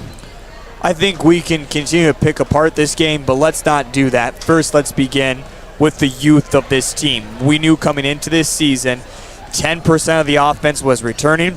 We didn't necessarily know what we'd see from the younger guys. For the first time in your career, you bring up an 8th grader. He pays out in big dividends. Trey Hansen, who, let's be honest, lacked some confidence to start the season, grew up right in front of our eyes. He connects so well with Carter. Zoe is only going to get better coming into next year. A lot of upside and a lot of growth from your group. Have to be extremely proud. Yeah, our guys, they worked their tails off all year. We kept grinding the whole year. We had a lot of question marks, obviously, going into the year. Played some young kids, and, going off of that, though, it starts with our 4 seniors. Yep. For those 4 guys, what they gave us in the leadership and just their work ethic and the character they did it with every day, that's huge. And when you're trying to build a culture in your program over the last 15 years, it's kind of you pay it forward type thing. And, I feel bad for Ty. That's a kid that we had kind of penciled in at our point guard position, quarterback in football, and doesn't even get a crack to play his senior year, and he missed out on his freshman year with a broken leg. So feel bad for him to not be able to have a senior year of basketball. Wyatt Gestring, this last week here, you think you're going to get maybe a couple more games in, and then has the knee injury. But a heck of a kid, great kid, high character kid. Ethan Kerner, it's not easy, and that's what people don't understand is, he started early in the year, and as the year went on, didn't play very many minutes, but if fans don't realize it, he's probably our biggest cheerleader on the bench, and it would be very easy as a kid who started as a senior early and then to say, oh, I'm not getting minutes now, and just kind of check out a little bit, and he did the opposite. And those are the things that carry over in life. He's just a fine young man, the way he handled that situation. And then Big Skog's been a rock, from a consistency and work ethic, and for our kids to see the way he goes about his business in practice and in games, that's huge. And hopefully, that carries forward with the young kids. And that's where where you kind of started with your question there. You learn from it, right? These guys, they take it hard in the locker room, and yet we probably advanced one game farther than anyone gave us much of a chance to advance. Absolutely. And these are, you learn from a game like tonight. Sometimes just with age and as you grow, you mature a little bit physically the way it is. But guys got to get in the weight room, got to get a little stronger, obviously. Some of that will just be with growing up as young men and stuff. But and then in the off season, we feel we got some upside with some of these young kids and stuff. But you also got to put in the time. And a game like tonight, we never gave ourselves really much of a shot in the second half. But that's got to be what you use for motivation to try to get yourself back to this spot, to try to make it one step further. And the ultimate goal is getting to the state tournament, but the only way you get to the state tournament is got to get to SODAC 16 first, right? That's right. What our guys got to understand, though, is it's no guarantee, though. Some will sit here and say, well, geez, you got all these young kids back and everything. Well, we know how tough our conference is and how tough our region is. So you try to take advantage of opportunities when you get the chance, but nothing's guaranteed in life, and our guys got to use some of this as motivation moving forward. Coach Drake, I know for you and I, it started in this past fall. We kind of caught up. You make jokes, and then, of course, when we get into the basketball season, you and I have extended conversations, whether it's on air or off air, just catching up, talking about life and all the stories that we've shared in between. From the bottom of my heart, I know Cole Larsh can say the same. We want to thank you so much for everything that you have done. We look forward to seeing James participate in the track season. We'll see you around. Thanks for everything, Coach. We appreciate you guys. And, obviously we've joked a lot off air probably and stuff, but, Heath, Cole, you guys do a heck of a job, and we're very fortunate from a community standpoint, Vermillion High School, the coverage you guys give us, not just, for boys basketball, but girls basketball, in all sports across the board. You do a heck of a job, and, there's growing up in winter, you got KWYR radio station there and stuff, and you see some of the, but for our, the coverage we get, and I know it's a new day and age with technology and everything, but you hear so many stories of families, extended families across the United States to be able to see this and the things you do, and it's been fun. Our mornings of game day mornings, and we all have lives, right? We live and enjoy life to the fullest and everything, and yet I want you to know I appreciate the relationship we have. Absolutely. I'd like to say the friendship we have, and you keep a guy like me who I'm starting to actually creep up there in age-wise. Nah, you but still look young. You keep me young, and it's these types of things that we told our guys. You sometimes you don't know what's going on in life. Sometimes you don't know what goes on in people's personal lives. Sometimes, but it's moments and things like that kind of help guys and help people get through things, and even from families being able to just watch their loved ones from across the U.S. And we can't say enough, and we appreciate everything you guys do. Always appreciate it, Coach. Thank you so much. Thanks, Cole. There he is, head coach Jay Drake here on the post-game show. Again, can't say enough. And as Coach Jay Drake said it, and I would say it as well, the relationship that Coach Jay and I've said this to him before, I'll never forget my first interview with Coach Jay Drake. I was so scared, so intimidated, and he has that look. He'll fit it. He has that look on him. I was so scared, so intimidated to do the interview. He just put on the headset, and away from there, the friendship has grown and just flourished ever since, and I can't say enough. And same goes for Coach Brooks, and same goes for all the coaches. You go back to even Coach Culver joining us throughout the basketball season. Vermillion, just such a wonderful high school. We enjoy our time each and every time we get to put on the headset and bring you high school sports right here on Vermillion Tanagers Live and Live Ticket TV. Cole, any final thoughts? Nope. I really don't have much to say either, because this isn't goodbye. No. This is me. I'm gonna go take a nap. Cole and I are gonna go take a nap. Cole might go hit spring break, head down to Cancun or something, go get his farmer stand going. You know what I'm doing for spring break? Probably watch some more basketball. Cole, I can take you to Cancun. You want to come to Cancun with me for a week? Yeah. Okay. I can get an extra ticket. Yeah, right. We are back here in less than a month if schedule holds. We'll have full coverage of softball, baseball, and track all coming up. this spring and summer. We look forward to it all. So this isn't goodbye. This is just see you in a couple of weeks for the spring and summer season. Until then, thank you to all for tuning in each and every night. We couldn't do it without the support and love of our advertisers and our fans. For our producer, Cole Larsch, I'm Heath Nimke, bidding you adieu from the Husky Den. Have yourself a wonderful rest of your evening.